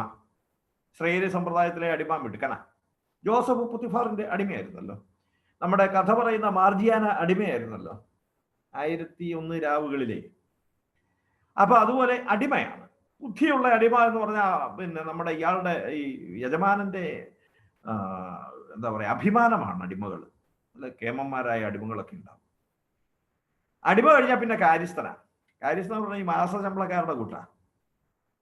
ജോലി ഉണ്ടെങ്കിലും ഇല്ലെങ്കിലും പൈസ കിട്ടിക്കോളൂ. കൊറോണയ്ക്ക് നിങ്ങൾക്കറിയാം, സ്ഥിര വരുമാനമുള്ള സർക്കാർ ഉദ്യോഗസ്ഥന്മാർക്കും ബാങ്ക് ഉദ്യോഗസ്ഥന്മാർക്കും ഒക്കെ പൈസ ഉണ്ട്. ബാക്കി കച്ചവടക്കാരൻ്റെ ഒക്കെ കാര്യം ഇങ്ങനെ, ഇന്ന് തുറന്നാൽ ഇന്നും പൈസ ഉണ്ടാവും, ഇന്ന് കൂലി പണിക്ക് പോയെങ്കിൽ ഇന്ന് പൈസ ഉണ്ടാകും. അപ്പൊ മൂന്നാമത്തേതാണ് ഈ സേവകൻ, ഈ പറഞ്ഞ ഈ ദാസൻ. ഇന്ന് ഒരു തേനറായിക്ക് എന്ന് നമുക്ക് വിചാരിക്കാം, അതാണ് അന്നത്തെ പിന്നെ ഒരു ദിവസത്തെ വേതനമെങ്കിൽ. ഇന്ന് പണിയില്ലെങ്കിൽ ഇന്ന് വേതനമില്ല, അത്ര തന്നെ ഉള്ളൂ. കൂലിപ്പണിക്കാർക്ക് അങ്ങനെയാണല്ലോ. നമ്മൾ ആർക്കും പണിയെടുക്കുന്നുണ്ടെങ്കിൽ, നമ്മുടെ പിന്നെ പറമ്പ് പണിയെടുക്കുന്നുണ്ടെങ്കിൽ അവർക്ക് ശമ്പളമുണ്ട്. നമുക്ക് പറമ്പ് പണിയില്ലെങ്കിൽ അവർക്ക് നമ്മൾ കാശ് കൊടുക്കുന്നില്ല. അവൻ പറഞ്ഞത് ഈ 3rd കാറ്റഗറിയിൽ എന്നെ ഒന്ന് അപ്രോപ്രിയേറ്റ് ചെയ്യണം. എനിക്ക് പിന്നെ മകനായിട്ട് കിട്ടുകയല്ല, അതവനെ തീരുമാനിച്ചല്ലോ.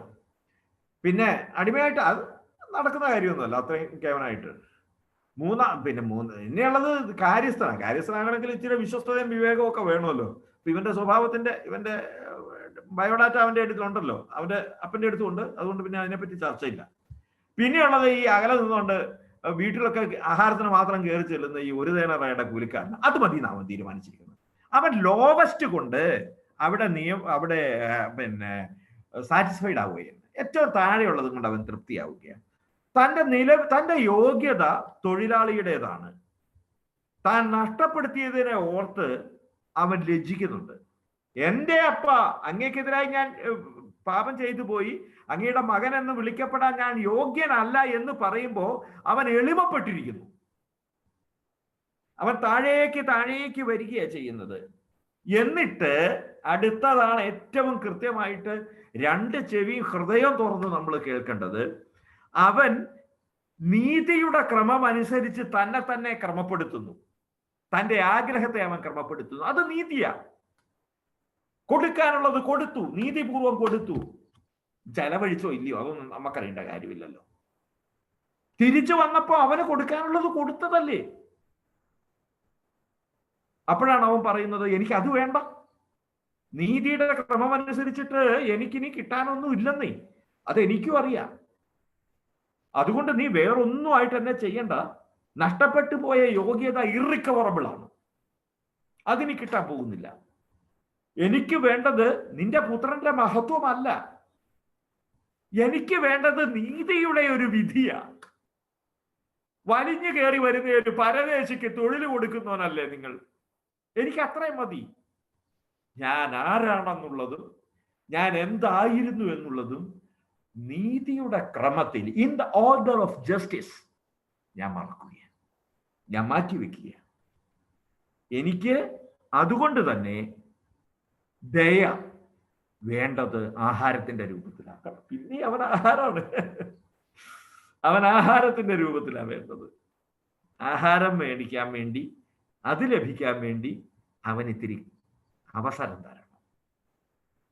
നീതി ഇത്രയും ചിന്തിച്ചിട്ടാണ് അവൻ നീതിയുടെ മാനദണ്ഡത്തിൽ, in the scale of justice, അവൻ തന്നെ തന്നെ ക്രമപ്പെടുത്തി, തന്നെ തന്നെ രൂപപ്പെടുത്തി, അവൻ തൻ്റെ ഭാണ്ഡമെടുത്ത് തോളിൽ വെക്കുന്നു. എന്നിട്ട് അവൻ പിതാവിന്റെ സന്നിധിയിലേക്ക് യാത്രയാകുന്നു.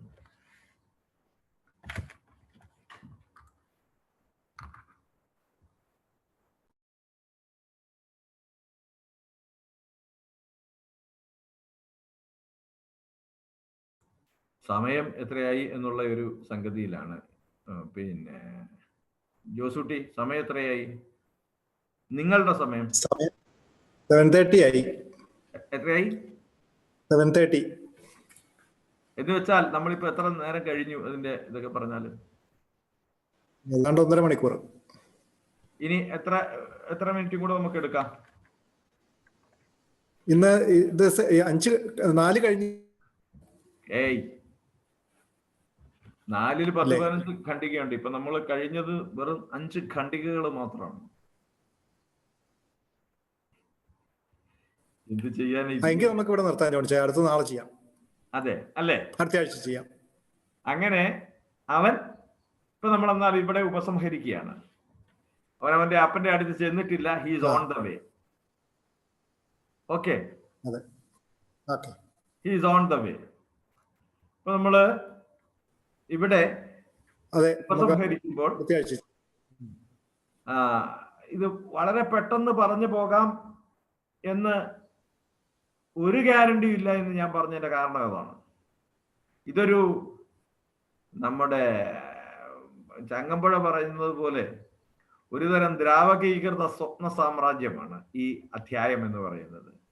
ഇതിന് ഇത്രയേറെ ഉള്ളറകളുണ്ടെന്നും ഇതിനകത്ത് ഇത്രയേറെ അഗാധതയുണ്ടെന്നും വിശുദ്ധ ജോൺ പോൾ രണ്ടാമൻ തിരുമേനി പറഞ്ഞാലല്ലാതെ നമുക്കറിയില്ല. ഇനി ഒതുക്കി പറഞ്ഞാൽ, ഒരു വേള ഒതുക്കി പറഞ്ഞാൽ അത് അദ്ദേഹത്തോട് ചെയ്യുന്ന ഒരു നീതികേടായിരിക്കും എന്നതുകൊണ്ട് ഇത്തിരി സമയം എടുത്തിട്ടാണെങ്കിലും അത് മുഴുവൻ എനിക്കറിയാവുന്നതുപോലെ പറയാം എന്ന് ഞാൻ നിശ്ചയിച്ചു. അതുകൊണ്ടാണ് ഈ 6 ഖണ്ഡികകൾ മാത്രം പറയാൻ നമ്മളെ കൊണ്ട് സാധിച്ചത്. ഇനിയിപ്പോൾ വളരെ പെട്ടെന്ന് പുരോഗമിക്കും അടുത്ത ഖണ്ഡികയിലേക്ക് നമ്മൾ കടന്നു വരുമ്പോൾ. കാരണം നമ്മൾ പശ്ചാത്തലം, അവന്റെ മനോഭാവം, അവന്റെ പുറപ്പെട്ടു ചെല്ലാനുള്ള തയ്യാറെടുപ്പ്, ആ തയ്യാറെടുപ്പിൽ അവൻ ഉദ്ദേശിക്കുന്ന ലക്ഷ്യം എന്നിവയെ കുറിച്ച് നമ്മൾ കണ്ടു. ഇനി അതിനെ നമ്മൾ മനുഷ്യ മഹത്വവുമായി ബന്ധപ്പെടുത്തി ദൈവകൃപയാല് അടുത്ത ക്ലാസ്സുകളിൽ നമുക്ക് എടുക്കാം. 1 മിനിറ്റ് പ്രാർത്ഥിച്ചുകൊണ്ട് നമുക്ക് ഉപസംഹരിക്കാമെന്ന് ഞാൻ വിചാരിക്കുന്നു. നമുക്ക് കണ്ണുകളൊന്ന് അടയ്ക്കാം. കർത്താവായ ഈശോയെ, അനന്ത കാരുണ്യമായ ദൈവത്തെക്കുറിച്ച് പറയാൻ വന്ന കരുണാമൂർത്തിയായ കർത്താവേ, ദൈവമേ, അങ്ങയുടെ മുമ്പാകെ ഞങ്ങൾ പ്രണമിക്കുന്നു. ദൈവകാരുണ്യത്തിന്റെ അഗാധത അറിയാൻ, അതിൻ്റെ ഔന്നത്യം അറിയാൻ ഞങ്ങൾക്കൊരിക്കലും മാനുഷിക പ്രയത്നത്താൽ സാധ്യമല്ലല്ലോ. അങ്ങയുടെ പരിശുദ്ധാത്മാവിനാൽ ഞങ്ങളെ നിറച്ച് അപരിമേയമായ ആ കാരുണ്യത്തിന്റെ സമ്പന്നത ഞങ്ങൾക്ക് മനസ്സിലാക്കി തരണമേ എന്ന് പ്രാർത്ഥിക്കുന്നു. അങ്ങയുടെ കാരുണ്യം അനുഭവിക്കുവാനും അത് മനസ്സിലാക്കുവാനും അവരർക്ക് പറഞ്ഞു കൊടുക്കുവാനുമായി ഞങ്ങളുടെ ഈ എളിയ സമൂഹത്തെ അങ്ങ് അനുഗ്രഹിക്കണമേ എന്ന് പ്രാർത്ഥിക്കുന്നു. കരുണയുടെ മാതാവേ, പരിശുദ്ധ മറിയമ്മേ, അമ്മയുടെ തൃക്കരങ്ങളിലേക്ക് ഈ ചെറു സമൂഹത്തെ തരുന്നു. അമ്മ ഞങ്ങൾക്ക് വേണ്ടി ദൈവത്തിന്റെ കരുണ ഞങ്ങൾക്ക് വേണ്ടി യാചിച്ച് ബലപ്പെടുത്തി തരണമേ എന്ന് പ്രാർത്ഥിക്കുന്നു. നന്മ നിറഞ്ഞ മറിയമേ സ്വസ്തി, കർത്താവ് അങ്ങയോടുകൂടെ സ്ത്രീകളിൽ അങ്ങ് അനുഗ്രഹിക്കപ്പെട്ടവളാകുന്നു. അങ്ങയുടെ ഉദരത്തിൻ ഫലമായി ഈശോ അനുഗ്രഹിക്കപ്പെട്ടവനാകുന്നു. പരിശുദ്ധ മറിയമേ, തമ്പുരാന്റെ അമ്മേ, പാപികളായ ഞങ്ങൾക്ക് വേണ്ടി ഇപ്പോഴും ഞങ്ങളുടെ മരണസമയത്തും തമ്പുരാനോട് അപേക്ഷിക്കണമേ. ആമേൻ. ഈശോ മിശിഹായ്ക്ക് സ്തുതിയായിരിക്കട്ടെ. ആർക്കെങ്കിലും എന്തെങ്കിലും സംശയം ഉണ്ടെന്നുണ്ടെങ്കിൽ നമുക്ക് ചോദിക്കാം, പറയാം, നമുക്ക് പരസ്പരം ചർച്ച ചെയ്യാം. എങ്ങനെ വേണമെങ്കിലും ആവാം. ഒന്ന് അൺമ്യൂട്ട് ചെയ്ത് മുഖമൊക്കെ ഒന്ന് കണ്ട് ഇതാ.